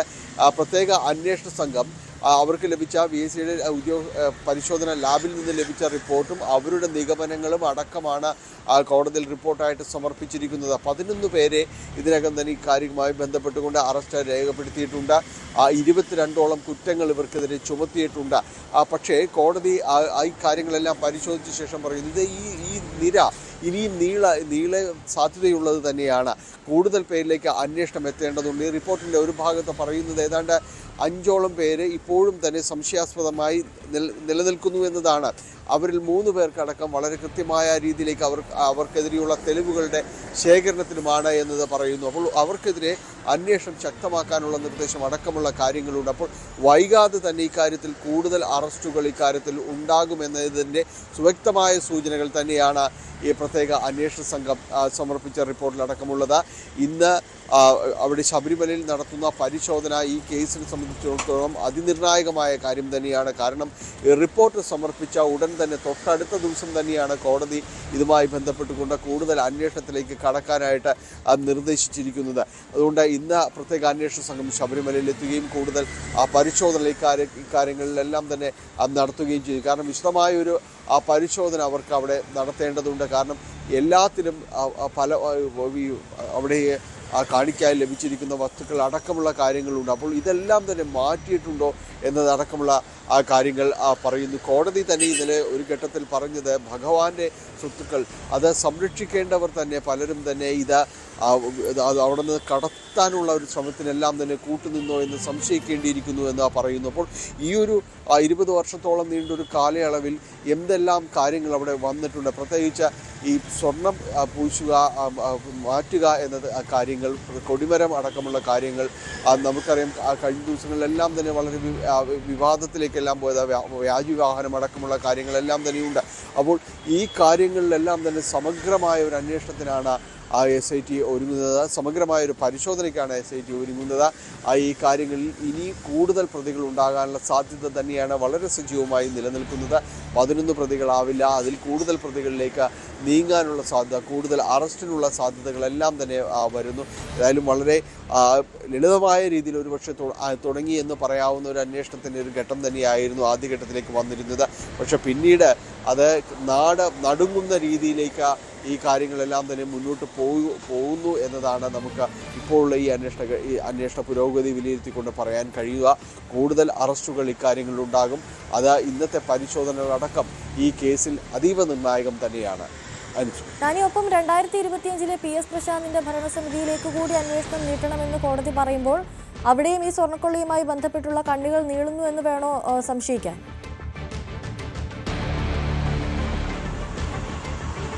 സ്വാഭാവികമായും അങ്ങനെ തന്നെയല്ലേ. കാരണം ഇത്തരം കാര്യങ്ങളിൽ കൂടുതൽ സമഗ്രമായ ഒരു അന്വേഷണത്തിലേക്ക് നീങ്ങണമെന്ന നിർദ്ദേശം തന്നെയാണ് വന്നിരിക്കുന്നത്. നമുക്കറിയാം 2019 മാത്രമായിരുന്നു ആദ്യഘട്ടത്തിലേക്കുള്ളൊരു പരിഗണനയിലേക്ക് വന്നിരുന്നെങ്കിൽ പിന്നീട് 2 പതിറ്റാണ്ട് കാലത്തെ ആ കാര്യങ്ങൾ, ഇടപാടുകൾ സംബന്ധിയായ കാര്യങ്ങളിൽ അന്വേഷണം വേണമെന്ന് തന്നെയാണ് കോടതി നിർദ്ദേശിക്കുന്നത്. 2025 എല്ലാം തന്നെയും ഈ പരിധിയിലേക്ക്, അന്വേഷണ പരിധിയിലേക്ക് എല്ലാം തന്നെ വരുന്നുണ്ട്. കാരണം കൂടുതൽ സംശയാസ്പദമായ ഒരു ഇടപെടലുകളും എല്ലാം തന്നെ ഈ കാലഘട്ടത്തിൽ നടന്നിരിക്കുന്നു എന്ന് പറയുന്നത് ഒരുപക്ഷെ കഴിഞ്ഞു പോയ സമയത്ത് അവർ സമാഹരിച്ച കാര്യങ്ങൾ ഇതിനകത്തുണ്ട്. അവർ ഈ ഓരോ ഇടപാടുകളും അവർ പിടിക്കപ്പെടില്ല എന്ന് തോന്നലിൽ നിന്നുകൊണ്ട് കൂടുതൽ കരുത്തോടുകൂടി കൊള്ളയടിക്കാനുള്ള ഒരു തീരുമാനത്തിലേക്ക് എല്ലാം തന്നെ മുന്നോട്ട് പോയതുകൊണ്ടാകാം. കൂടുതൽ കാര്യങ്ങൾ അവിടുന്ന് അപഹരിക്കപ്പെട്ടു എന്ന് തോന്നലിലേക്ക് വന്നതുകൊണ്ടാകാം ഇക്കാര്യങ്ങളിൽ കൂടുതൽ അന്വേഷണം വേണം എന്ന രീതിയിലേക്ക് വരികയും 2025 കാലഘട്ടങ്ങളെല്ലാം തന്നെ അതിൽ ഉൾപ്പെടുത്തുകയും ചെയ്യുന്നു. അപ്പോൾ ഈ കാര്യങ്ങളിൽ തീരുമാനമെടുത്തവർ ആരൊക്കെയാണ്, ആ തീരുമാനങ്ങളിൽ ആർക്കെല്ലാം തന്നെ പങ്കുണ്ട്? കാരണം ശബരിമലയിൽ നിന്ന് ഇത്തരം ഈ വളരെ അമൂല്യമായി കരുതുന്ന ഈ വസ്തുക്കളെല്ലാം തന്നെ പുറത്തേക്ക് കൊണ്ടുപോകണമെങ്കിൽ തന്നെ അത് വളരെ നിസ്സാരമായി ഇവരിതെല്ലാം തന്നെ ചെയ്തു എന്ന് പറയുമ്പോൾ അത് ഏതാനും ചിലർക്ക് മാത്രം കഴിയില്ല. അത് ഒരു കൂട്ടം പേരുടെ തന്നെ കൃത്യമായ ഒരു ആസൂത്രണത്തിലെല്ലാം തന്നെ നടന്നതാണ് എന്ന് തന്നെയാണ്. കാരണം അവിടെ നിന്ന് കൊണ്ടുപോയ വസ്തുക്കളല്ല തിരിച്ചെത്തിച്ചത് എന്നത് ഏറ്റവും ഗൗരവമേറിയ കണ്ടെത്തലുകൾ തന്നെയാണ്. കാരണം അവിടെ നിന്ന് വളരെ അമൂല്യമായി കരുതുന്ന വസ്തുക്കളെല്ലാം തന്നെ പുറത്തേക്ക് കൊണ്ടുപോവുകയും അതിന് വ്യാജ നിർമ്മിതികൾ ഉണ്ടാക്കി തിരിച്ചെത്തിച്ചോ എന്ന സംശയത്തിലാണ് കോടതി എത്തി നിൽക്കുന്നത്. അത് ആ പരിശോധനയിലടക്കം ബോധ്യപ്പെടേണ്ടതുണ്ട്. അവരുടെ മൊഴികൾ, VHL ഉദ്യോഗസ്ഥരടക്കമുള്ള ശാസ്ത്രജ്ഞരടക്കമുള്ള മൊഴികൾ രേഖപ്പെടുത്തിക്കൊണ്ട് മാത്രമാണ് അതിൻ്റെ ഒരു ആധികാരികത നിശ്ചയിക്കാൻ കഴിയുക. അങ്ങനെയെങ്കിൽ ഊഹിക്കുക എത്രമാത്രം വലിയ രീതിയിലുള്ള കൊള്ളയാണ് അവിടെ നടന്നിട്ടുള്ളത് എന്ന് തന്നെ നമുക്ക് മനസ്സിലാക്കാനായിട്ട് സാധിക്കും. തികച്ചും ആസൂത്രിതമായി അവിടെ ഉണ്ടായിരുന്ന വസ്തുക്കളടക്കം അടിച്ചു മാറ്റുക എന്ന് തന്നെ പറയാവുന്ന രീതിയിലേക്ക് വന്നിരിക്കുന്നു. പകരം വ്യാജ ഉരുപ്പടികൾ അവിടെ എത്തിക്കുകയും അത് അവിടെ സമർപ്പിക്കുകയും എല്ലാം തന്നെ ചെയ്തിരിക്കുമ്പോൾ അത് ഒരാൾക്കോ രണ്ടാൾക്കോ ചേർന്ന് ചെയ്യാൻ കഴിയുന്നതല്ല എന്നത് വ്യക്തമാണ്. അതിൽ വലിയ ഒരു കൂട്ടം പേരുടെ തന്നെ ഇതിൽ ആശയങ്ങളുണ്ട്. അവർ ചേർന്ന് നടപ്പാക്കിയ ഒരു കൊള്ള തന്നെയാണ് എന്ന് കോടതിയുടെ നിഗമനത്തിലേക്ക് തന്നെ പോകുന്നു. അതുകൊണ്ട് കൂടുതൽ അറസ്റ്റുകളാണ് ഈ കേസിൽ നമ്മൾ പ്രതീക്ഷിക്കുകയും ചെയ്യുന്നത്. ശരി, ഡാനി പോളാണ് വിവരങ്ങൾ നൽകിയത്. ശബരിമല സ്വർണ്ണക്കൊള്ളയിൽ ഉണ്ണികൃഷ്ണൻ പോറ്റിയുടെ ജാമ്യാപേക്ഷ കൊല്ലം വിജിലൻസ് കോടതി ഇന്ന് പരിഗണിക്കും. ദ്വാരപാലക കേസിൽ അറസ്റ്റിലായി 90 ദിവസം കഴിഞ്ഞെന്നും കുറ്റപത്രം സമർപ്പിച്ചില്ലെന്നും ചൂണ്ടിക്കാട്ടിയാണ് ഹർജി. നേരത്തെ കട്ടിളപ്പാളി കേസിലും ദ്വാരപാലക കേസിലും പോറ്റി നൽകിയ ജാമ്യാപേക്ഷ കൊല്ലം വിജിലൻസ് കോടതി തള്ളിയിരുന്നു. മുൻ അഡ്മിനിസ്ട്രേറ്റീവ് ഓഫീസർ ശ്രീകുമാറിനെ കസ്റ്റഡിയിൽ ആവശ്യപ്പെട്ടുള്ള SITയുടെ അപേക്ഷയും ഇന്ന് കോടതി പരിഗണിക്കും. ദേവസ്വം ബോർഡ് മുൻ അംഗം വിജയകുമാറും ജാമ്യാപേക്ഷ സമർപ്പിച്ചിരുന്നു. കേരള ആർട്ടിസാൻസ് ഡെവലപ്മെന്റ് കോർപ്പറേഷനിൽ വൻ അഴിമതി നടന്നെന്ന വിജിലൻസ് റിപ്പോർട്ട് പൂഴ്ത്തി. ടെൻഡറുകൾ അട്ടിമറിച്ച് ബിനാമി സ്ഥാപനങ്ങളുടെ പേരിൽ കോടികളുടെ അഴിമതി നടത്തിയതായാണ് വിജിലൻസ് കണ്ടെത്തിയത്. അഴിമതിക്കാർക്കെതിരെ നടപടി ആവശ്യപ്പെട്ട് തന്നെ പുറത്താക്കിയെന്നും മുൻ MD അജിത് കുമാർ ന്യൂസ് 18നോട് പറഞ്ഞു. നടപടി ആവശ്യപ്പെട്ട MDയെ മാറ്റി.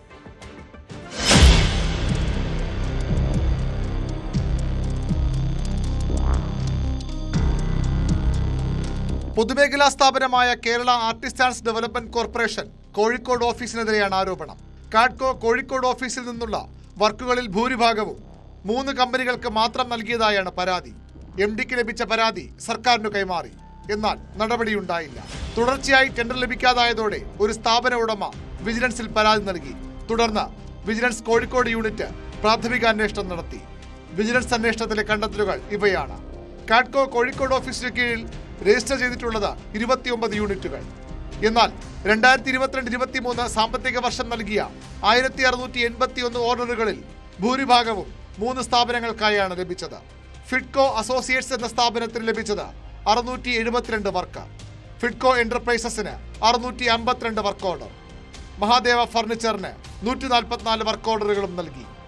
അടുത്ത സാമ്പത്തിക വർഷവും ഈ 3 സ്ഥാപനങ്ങളുമായി ഭൂരിപക്ഷം വർക്ക് ഓർഡറുകളും വീതിച്ചെടുത്തു. ഫിഡ്കോ അസോസിയേറ്റിന് 502, ഫിഡ്കോ എന്റർപ്രൈസസിന് 127 ഓർഡറും മഹാദേവ ഫർണിച്ചറിന് 125 ഓർഡറുകളും ലഭിച്ചു. ടെൻഡർ നടപടികളിൽ സുതാര്യതയില്ലെന്നും രേഖാമൂലം കൊട്ടേഷൻ വാങ്ങാറില്ലെന്നും വിജിലൻസ് കണ്ടെത്തി. ടെൻഡർ നടപടികളിൽ പൊതുമാനദണ്ഡമില്ല. കാഡ്കോയുടെ കോഴിക്കോട് ഓഫീസിൽ ഇതിനൊന്നും രേഖകളുമില്ല. ഗുരുതരമായ ക്രമക്കേട് കണ്ടെത്തിയ വിജിലൻസ് ടെക്നിക്കൽ സൂപ്പർവൈസർ ആർദറിനെതിരെ വകുപ്പ് തല നടപടിക്കും ശുപാർശ ചെയ്തു. എന്നാൽ ഈ റിപ്പോർട്ട് പൂഴ്ത്തി നടപടി ആവശ്യപ്പെട്ട MD-യെയും മാറ്റി. ആ റിപ്പോർട്ട് അനുസരിച്ച് അവിടെ ചെയ്യുന്ന കാര്യങ്ങൾ നമുക്ക് ഒരു ഓഫീസിനകത്ത് നിന്ന് മാത്രം കൺട്രോൾ ചെയ്യാൻ പറ്റുന്ന, അതായത് ഒരു ഓഫീസിനകത്ത് നിന്ന് ഒരു മാനേജിംഗ് ഡയറക്ടർക്ക് മാത്രമായി ആക്ഷൻ എടുക്കാൻ പറ്റുന്നൊരു സംഗതിയല്ല. അപ്പോൾ ഞാനത് ഗവൺമെൻറ്റിലേക്ക് റിപ്പോർട്ട് ചെയ്തു. അതിനുശേഷം അവിടെ വീണ്ടും ചില കംപ്ലൈൻറ്റുകളും പ്രശ്നങ്ങളൊക്കെ വന്ന സമയത്ത് വിജിലൻസ് ഇതിനെക്കുറിച്ച് ആ പർട്ടിക്കുലർ ഇഷ്യൂവിനെ കുറിച്ച് വളരെ വിശദമായിട്ടുള്ളൊരു എൻക്വയറി നടത്തിയതായിട്ടാണ് ഞാൻ അറിഞ്ഞിട്ടുള്ളത്. അനധികൃത ഓർഡറുകൾ ലഭിച്ച കമ്പനികൾ കാഡ്കോയിലെ ഉന്നത ഉദ്യോഗസ്ഥരുടെ ബിനാമികളാണെന്നും ആരോപണമുണ്ട്. ആരോപണ വിധേയനായ ഉദ്യോഗസ്ഥന് വിജിലൻസ് റിപ്പോർട്ട് പുറത്തു വന്നതിന് അടുത്ത വർഷം പ്രമോഷൻ നൽകിയെന്ന് മാത്രമല്ല, വ്യവസായ വകുപ്പ് പ്രത്യേക പുരസ്കാരവും നൽകി ആദരിച്ചു. ന്യൂസ് 18 തിരുവനന്തപുരം. നിയമസഭാ തെരഞ്ഞെടുപ്പ് അടുത്തിരിക്കെ ഇടുക്കിയിലെ പട്ടയ പ്രശ്നം വീണ്ടും സജീവ ചർച്ചയാവുകയാണ്. വർഷങ്ങളായുള്ള കാത്തിരിപ്പിനൊടുവിൽ സർക്കാർ നടപടികൾ തുടങ്ങിയെങ്കിലും ഇത് തെരഞ്ഞെടുപ്പ് വാഗ്ദാനം മാത്രമായി മാറുമോ എന്ന ആശങ്കയിലാണ് കർഷകർ. പട്ടയം ലഭിച്ചില്ലെങ്കിൽ പ്രതിഷേധം തെരഞ്ഞെടുപ്പിൽ പ്രതിഫലിക്കുമെന്ന മുന്നറിയിപ്പും ഇവർ നൽകുന്നുണ്ട്.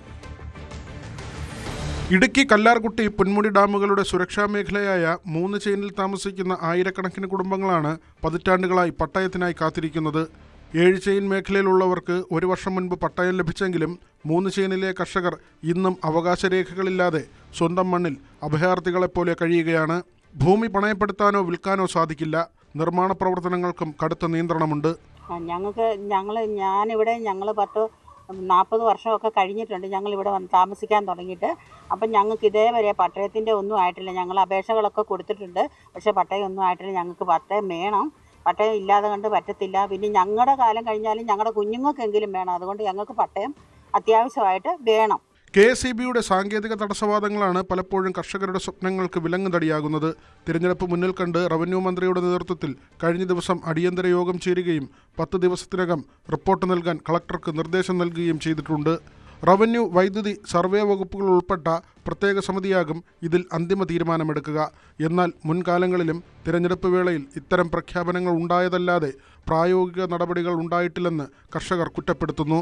മാറി മാറി വരുന്ന സർക്കാരുകൾ പട്ടയം നൽകാമെന്ന് പറയുകയും ഇലക്ഷൻ കഴിയുമ്പോൾ അത് മറക്കുകയും ചെയ്യുന്ന ഒരു സ്വഭാവമാണ് ഇപ്പോഴുള്ളത്. 10 ചെയിൻ മേഖലയിലായിരുന്നു പട്ടയം കിട്ടേണ്ടത്. എന്നാൽ 7 ചെയിൻ മേഖലയിൽ കിട്ടുകയും 3 ചെയിൻ മേഖലയിൽ പട്ടയം കിട്ടാത്ത ഒരു സാഹചര്യം അത് ഇവിടുത്തെ ജനങ്ങൾ വളരെ ബുദ്ധിമുട്ടിലാക്കിയിരിക്കുകയാണ്. ഒരു വീട് നശിച്ചു പോകുക, അല്ലെങ്കിൽ ഒരു മെയിൻ്റനൻസ്, പഞ്ചായത്തിൽ മെയിൻ്റനൻസ് കിട്ടണോ, അല്ലെങ്കിൽ ഒരു ബാത്റൂം ഇല്ലാത്തവർക്ക് ഒരു ബാത്റൂം കിട്ടണമെങ്കിലോ ഒന്നും ഇത് കിട്ടാത്ത ഒരു സാഹചര്യമാണ്. ഒരു കൈവശ ഭൂമിക്ക് ഒരു പട്ടയം കിട്ടുക അതിവിടുത്തെ ഒരു സ്വപ്നമാണ്. വാഗ്ദാനങ്ങളിൽ മടുത്ത ഹൈറേഞ്ചിലെ കർഷകർ ഇത്തവണ ഉറച്ച തീരുമാനത്തിലാണുള്ളത്. വോട്ട് ചോദിച്ചെത്തുന്നവർക്ക് മുന്നിൽ പട്ടയമെന്ന ആവശ്യവും ഇവർ ശക്തമായി ഉയർത്തും. പട്ടയം ലഭിച്ചില്ലെങ്കിൽ വരാനിരിക്കുന്ന നിയമസഭാ തിരഞ്ഞെടുപ്പിൽ മുന്നണികൾക്ക് വലിയ വെല്ലുവിളിയാകുമെന്നും ഇവർ മുന്നറിയിപ്പ് നൽകുന്നു. ന്യൂസ് 18 ഇടുക്കി. മറ്റൊരു പ്രധാനപ്പെട്ട വാർത്തയിലേക്കാണ് നമ്മൾ പോകുന്നത്. ശബരിമല സ്വർണ്ണക്കൊള്ള കേസിൽ പ്രതികളുടെ വീടുകളിൽ ED റെയ്ഡ്. 21 ഇടങ്ങളിലാണ് റെയ്ഡ്. വിവരങ്ങളുമായി TG സജിത്ത് ചേരുന്നുണ്ട്. സജിത്ത്, വളരെ നിർണായകമായൊരു നീക്കം EDയുടെ ഭാഗത്ത് നിന്നും ഉണ്ടാകുന്നു. എന്തൊക്കെയാണ് വിവരങ്ങൾ? അനുശ്രീ, സുപ്രധാനമായ നീക്കമാണ് EDയുടെ ഭാഗത്തു നിന്നും ഉണ്ടാവുന്നത്. എൻഫോഴ്സ്മെന്റ് ഡയറക്ടറേറ്റ് ശബരിമല സ്വർണ്ണമോഷണ കേസിൽ അന്വേഷണം ആരംഭിച്ച ശേഷമുള്ള പ്രധാനപ്പെട്ട നീക്കമാണ്. 21 ഇടങ്ങളിൽ ഒരേ സമയം പരിശോധന നടത്തിക്കൊണ്ടാണ് വിവരശേഖരണത്തിന് ED നീക്കം ആരംഭിക്കുന്നത്. ഇതിൽ ഈ കേസുമായി ബന്ധപ്പെട്ട പ്രധാനപ്പെട്ട എല്ലാവരുടെയും ഇടങ്ങളിലാണ് പരിശോധന നടക്കുന്നത്. തന്ത്രി കണ്ഠർ രാജീവരുടെ ചെങ്ങന്നൂരിലെ വീട്ടിൽ പരിശോധനയുണ്ട്. N. വാസുവിൻ്റെ മുൻ ദേവസ്വം ബോർഡ് കമ്മീഷണറും പ്രസിഡന്റുമായിരുന്ന N. വാസുവിൻ്റെ തിരുവനന്തപുരം പേട്ടയിലെ വീട്ടിൽ പരിശോധന നടക്കുന്നു.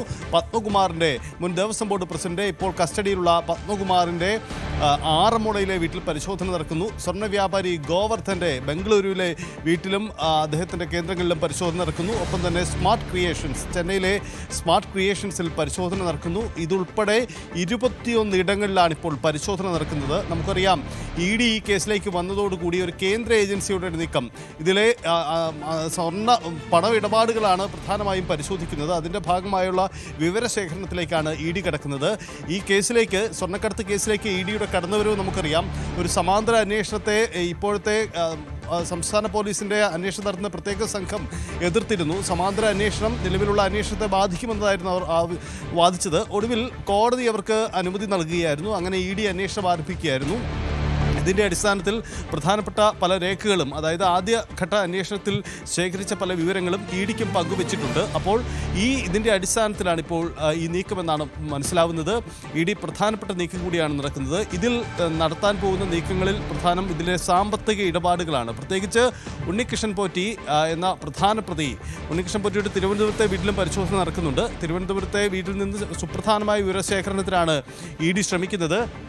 ഈ ഇടങ്ങളിൽ നിന്നും, ഈ പരിശോധനയിൽ നിന്നും സുപ്രധാന വിവരങ്ങൾ കണ്ടെത്തലിലേക്ക് തന്നെ ED കടക്കുമെന്ന് നമുക്ക് പ്രതീക്ഷിക്കാം. കാരണം ഇതിൻ്റെ സാമ്പത്തിക ഇടപാടുകൾ ഏതൊക്കെ രീതിയിലാണ് നടന്നത്, ഇരുവരും തമ്മിലുള്ള സാമ്പത്തിക വ്യവഹാരങ്ങൾ എന്തൊക്കെയായിരുന്നു എന്ന പരിശോധനയൊക്കെ കടന്നുവരും. ഇതിൽ ശ്രദ്ധേയമായ ഒരു കാര്യം കൂടിയുള്ളത് അനുശ്രീ, ഒരുപക്ഷെ ഈ കണ്ഠർ രാജീവരും ഉണ്ണികൃഷ്ണൻ പോറ്റിയും നടന്ന സാമ്പത്തിക ഇടപാടുകളുടെ പരിശോധന കൂടി നടക്കാൻ സാധ്യതയുണ്ട്. നേരത്തെ തന്നെ കണ്ഠർ രാജീവർക്ക് ഈ വിഷയത്തിൽ അദ്ദേഹത്തിൻ്റെ നടപടിക്രമങ്ങളിലെ വീഴ്ച, അതിൽ അദ്ദേഹത്തിനുണ്ടായിരുന്ന ഉത്തരവാദിത്തം, അതിൽ പറ്റിയ പിഴവ്, ഇതിൻ്റെ ഭാഗമായിട്ടാണ് കണ്ഠർ രാജീവരെ ഇപ്പോൾ അറസ്റ്റിന് അദ്ദേഹം വിധേയനായത് എന്നതാണ് പുറത്തു വന്ന വിവരങ്ങൾ. പക്ഷേ അതിനും അപ്പുറം ഇതിൽ നേരിട്ട് എന്തെങ്കിലും ബന്ധമുണ്ടോ എന്ന കാര്യത്തിലേക്ക് കൂടി അന്വേഷണം കടക്കുകയാണ്.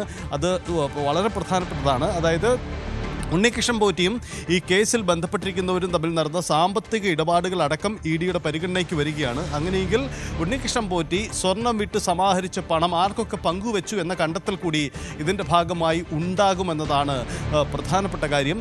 കേന്ദ്ര ഏജൻസിയായി EDയുടെ അന്വേഷണം അതുകൊണ്ട് തന്നെ പ്രധാനപ്പെട്ടതാണ്. നമുക്കറിയാം CBI അന്വേഷണം ആവശ്യപ്പെട്ടുകൊണ്ട് ഹൈക്കോടതിക്ക് മുന്നിൽ കഴിഞ്ഞ ദിവസം ഒരു ഹർജി വന്നതാണ്. പക്ഷേ ഹൈക്കോടതി ആ ഹർജി നിരസിക്കുകയാണ് ചെയ്തത്. കാരണം ഇപ്പോൾ CBI അന്വേഷിക്കേണ്ടതില്ല, നിലവിൽ നടക്കുന്ന അന്വേഷണം അട്ടിമറിക്കാൻ ഇടവയ്ക്കുക, പ്രതികളെ രക്ഷപ്പെടാനേ ഇടവെക്കുകയുള്ളൂ എന്ന നിലപാട് കോടതി എടുത്തതാണ്. പക്ഷേ ED അന്വേഷണം മുന്നോട്ട് പോവുകയാണ്. EDയുടെ അന്വേഷണം നടക്കുന്നുണ്ട്. കാരണം ED നടത്തുന്ന അന്വേഷണം നിലവിലുള്ള അന്വേഷണത്തെ ബാധിക്കാത്ത രീതിയിൽ സാമ്പത്തിക കുറ്റകൃത്യങ്ങളിലേക്കാണ് എൻഫോഴ്സ്മെന്റ് ഡയറക്ടറേറ്റിന്റെ അന്വേഷണം കടക്കുന്നത്. അതുകൊണ്ടുകൂടി അതിൻ്റെ ഇടപാടുകൾ ആ തരത്തിൽ തന്നെയാണ് പരിശോധിക്കപ്പെടുക.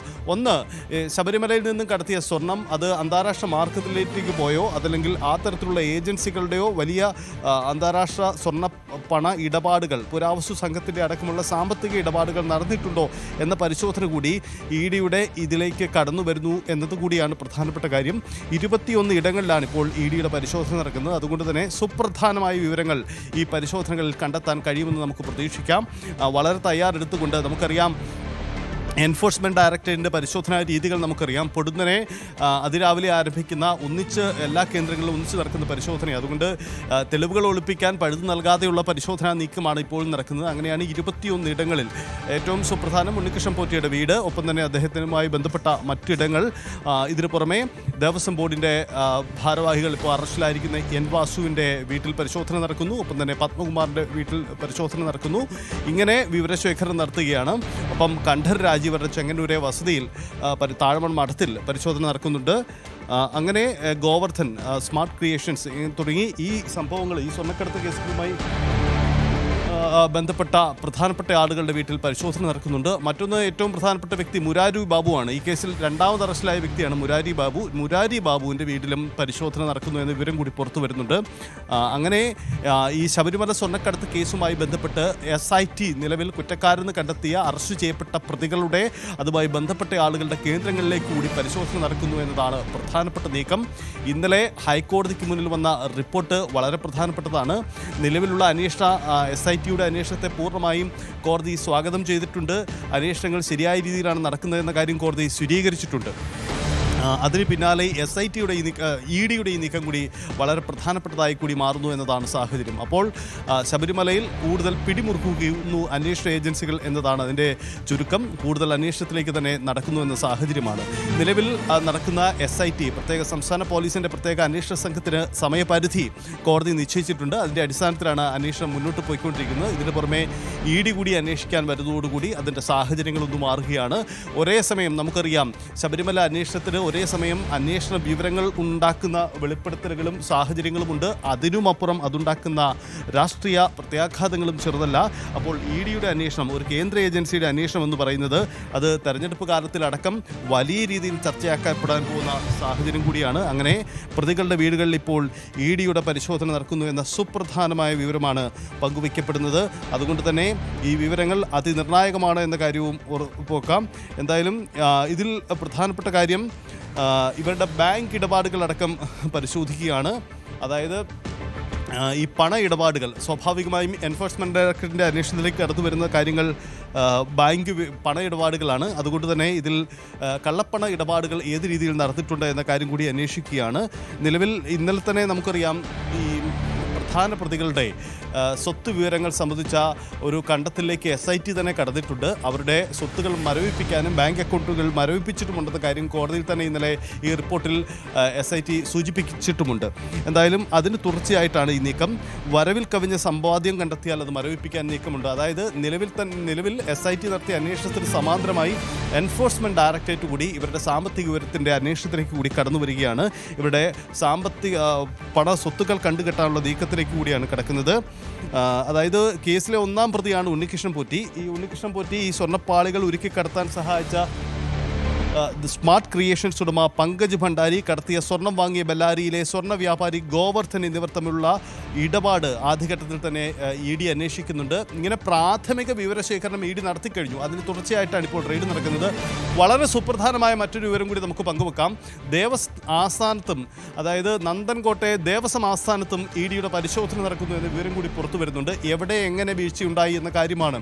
ഏറ്റവും ഒടുവിൽ നടന്ന കാലഘട്ടത്തിലെ, അതായത് 2024, 2025 കാലഘട്ടത്തിലെ ദേവസ്വം ബോർഡിൻ്റെ ഇത്തരം നടപടിക്രമങ്ങൾ അടക്കം പരിശോധിക്കണം എന്ന് ഹൈക്കോടതി നിർദ്ദേശം നൽകിയിട്ടുണ്ട്. അത് സ്വാഭാവികമായും SITക്ക് മുന്നിലുള്ള കാര്യമാണ്. പക്ഷേ EDയും ഇക്കാര്യങ്ങളൊക്കെ പരിശോധിക്കുന്നു. അപ്പോൾ ED ദേവസ്വം ആസ്ഥാനത്തെത്തി വിവരശേഖരണം നടത്തുന്നു എന്നതാണ്. ഈ വിഷയത്തിലെ രേഖകളടക്കം ഒരുപക്ഷെ സാമ്പത്തിക കുറ്റാന്വേഷണത്തിനും അപ്പുറമുള്ള കാര്യങ്ങളിലേക്ക് കൂടി EDയുടെ അന്വേഷണം കടന്നു പോകുമോ എന്നത് പ്രധാനപ്പെട്ട കാര്യമാണ്. കേന്ദ്ര ഏജൻസിയായ CBIയുടെ അന്വേഷണം തടയപ്പെട്ട സാഹചര്യത്തിൽ മറ്റൊരു കേന്ദ്ര ഏജൻസിയായ എൻഫോഴ്സ്മെൻറ്റ് ഡയറക്ടറേറ്റ് നടത്തുന്ന അന്വേഷണം ഒരുപക്ഷെ ആ രീതിയിലേക്ക് കൂടി കടന്നു പോകാൻ കഴിയുമെന്നതാണ് നമുക്ക് മനസ്സിലാക്കാനാവുന്നത്. നമുക്കറിയാം സംസ്ഥാനത്തെ പല പ്രമാദ കേസുകളിലും എൻഫോഴ്സ്മെൻറ്റ് ഡയറക്ടറേറ്റ് നടത്തിയ അന്വേഷണ വഴികൾ നമ്മൾ കണ്ടിട്ടുള്ളതാണ്. ഒന്ന്, ഉദാഹരണമായി പറഞ്ഞാൽ മുമ്പ് മുഖ്യമന്ത്രിയുടെ ഓഫീസുമായി ബന്ധപ്പെട്ട വിവാദത്തിൽപ്പെട്ട നയതന്ത്ര ബാഗേജ് വഴിയുള്ള സ്വർണ്ണക്കടത്ത് കേസ്, 2 ലൈഫ് മിഷൻ കേസ്, ഈ 2 കേസുകളിലെയും EDയുടെ കണ്ടെത്തലുകളും നീക്കങ്ങളും അത് ഉണ്ടാക്കിയ രാഷ്ട്രീയ പ്രത്യാഘാതങ്ങൾ ഒട്ടും ചെറുതായിരുന്നില്ല എന്നത് നമ്മൾ കണ്ടതാണ്. വലിയ വിവാദങ്ങൾ ഉണ്ടാക്കിയതാണ്. അതായത് സാമ്പത്തിക കുറ്റാന്വേഷണത്തിനുമപ്പുറം ഈ കേസിൻ്റെ ഈ സംഭവങ്ങളുടെ മറ്റു വശങ്ങളിലേക്കും വന്ന് ED കടന്നുപോയി എന്ന ആക്ഷേപം കേട്ടതാണ്. സ്വാഭാവികമായും ഇവിടെയും അത്തരമൊരു സാധ്യതയുണ്ട്. അപ്പോൾ ഉയരുന്ന ചോദ്യം ഇതാണ്, ഇതുവരെ SIT അറസ്റ്റ് ചെയ്യാതിരിക്കുന്ന പ്രധാനപ്പെട്ട പ്രതികളിലേക്ക് കൂടി ED കടന്നു വരുമോ എന്ന ചോദ്യമാണ്. നമുക്കറിയാം EDയുടെ അന്വേഷണം ഉണ്ടായതോടുകൂടി SITയുടെ അന്വേഷണ നീക്കത്തിന് അല്പം കൂടി വേഗതയുണ്ടായിട്ടുണ്ട്. ഈ തന്ത്രിയുടെ അറസ്റ്റ് പോലും ഉണ്ടാവുന്ന അതാണ്. ആദ്യഘട്ടത്തിൽ SIT വിവരശേഖരണം നടത്തി വിട്ട തന്ത്രിയെ പിന്നീട് കസ്റ്റഡിയിലെടുക്കുകയാണ് SIT ചെയ്തത്. അതിന് കാരണം EDയുടെ അന്വേഷണം വരുന്നു എന്നത് മുന്നിൽ കണ്ടുകൂടിയാണ് അപ്പോൾ ആ നീക്കമുണ്ടായത്. അതിനർത്ഥം EDയുടെ അന്വേഷണം സമാന്തരമായി നടക്കുന്നത് ആദ്യഘട്ട അന്വേഷണത്തെ കൂടുതൽ വേഗത്തിലാക്കുന്നുണ്ട്. അങ്ങനെയെങ്കിൽ ഇനിയും അറസ്റ്റുകൾ വേണ്ടിവരുമെന്ന കാര്യം കോടതിയിൽ ഇന്നലെ SIT നൽകിയ റിപ്പോർട്ടിൽ ഉൾപ്പെടുത്തിയിട്ടുണ്ട്. അപ്പോൾ ED അങ്ങനെ ഈ SIT അറസ്റ്റ് ചെയ്യാൻ ഇരിക്കുന്നവരെ ED അറസ്റ്റ് ചെയ്യുന്ന സാഹചര്യം ഉണ്ടായാലും അത്ഭുതപ്പെടേണ്ടതില്ല എന്നുകൂടിയാണ് സാഹചര്യം. അതായത് 2-3 പ്രധാനപ്പെട്ട പേരുകൾ നമുക്ക് പരാമർശിച്ച് പോകാം. ഒന്ന്, എന്തുകൊണ്ട് കടകംപള്ളി സുരേന്ദ്രനെ അറസ്റ്റ് ചെയ്യുന്നില്ല, മുൻ ദേവസ്വം മന്ത്രിയെ അറസ്റ്റ് ചെയ്യുന്നില്ല എന്ന ചോദ്യം രാഷ്ട്രീയമായി ഉയരുന്നതാണ്. കോടതി അത് സംബന്ധിച്ച പരാമർശങ്ങളൊന്നും നടത്തിയിട്ടില്ല. പകരം കോടതി ചില വൻ തോക്കുകൾ എന്ന പരാമർശമാണ് നടത്തിപ്പോയിരിക്കുന്നത്. അപ്പോൾ EDയുടെ അന്വേഷണത്തിലേക്ക് മുൻ ദേവസ്വം മന്ത്രിയും കടന്നു വരുന്നുണ്ടോ? വിവരശേഖരണങ്ങളും മൊഴിയെടുപ്പുകളും സ്വാഭാവികമായി നടക്കും. അതിനുമപ്പുറം അത് അറസ്റ്റിലേക്കും മറ്റും കടക്കുമോ എന്ന പ്രധാനപ്പെട്ട ചോദ്യമുണ്ട്. ഏറ്റവും ഒടുവിലെ ദേവസ്വം ബോർഡ് പ്രസിഡന്റായിരുന്ന PS പ്രശാന്തും ചോദ്യമുനയിലേക്ക് വരികയാണ്. അദ്ദേഹത്തിൻ്റെ കാലയളവിലെ ഇടപാടുകൾ കൂടി അന്വേഷണ പരിധിയിൽ വരുന്നുണ്ട്. അപ്പോൾ EDയുടെ അന്വേഷണം ആ തരത്തിലേക്കും കടക്കുമോ എന്ന ചോദ്യമാണ്. അതായത് SIT ഇതുവരെ അറസ്റ്റ് ചെയ്യാത്ത ആളുകളെ ED കസ്റ്റഡിയിൽ എടുക്കുമോ എന്ന ചോദ്യം കൂടിയുണ്ട്. അങ്ങനെയെങ്കിൽ ഇരു അന്വേഷണ ഏജൻസികളും തമ്മിലുള്ള ഒരു തർക്കത്തിലേക്കോ അല്ലെങ്കിൽ അന്വേഷണത്തെ ബാധിക്കുന്ന തരത്തിലേക്കോ ഇത് മാറുമോ എന്നതും പ്രധാനപ്പെട്ട കാര്യമാണ്.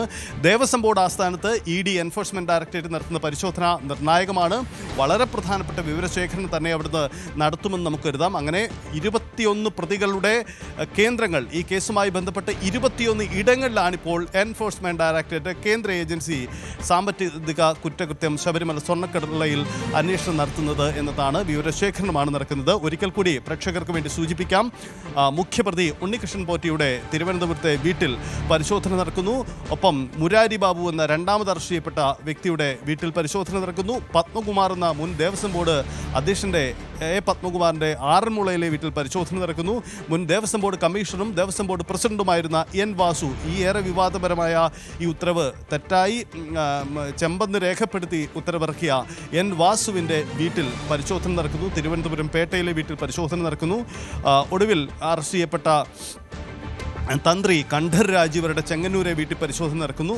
ശങ്കർദാസും അന്വേഷണ സമിതി ഭരണസമിതി അംഗമായിരുന്ന ശങ്കർദാസിൻ്റെയും വീട്ടിൽ പരിശോധന എന്ന് വേണം നമുക്ക് മനസ്സിലാക്കാൻ. ഒപ്പം N വിജയകുമാർ, മുൻ ദേവസ്വം ബോർഡ് അംഗമായിരുന്ന വിജയകുമാറുമായി ബന്ധപ്പെട്ട ഇടങ്ങളിൽ പരിശോധന നടക്കുന്നു.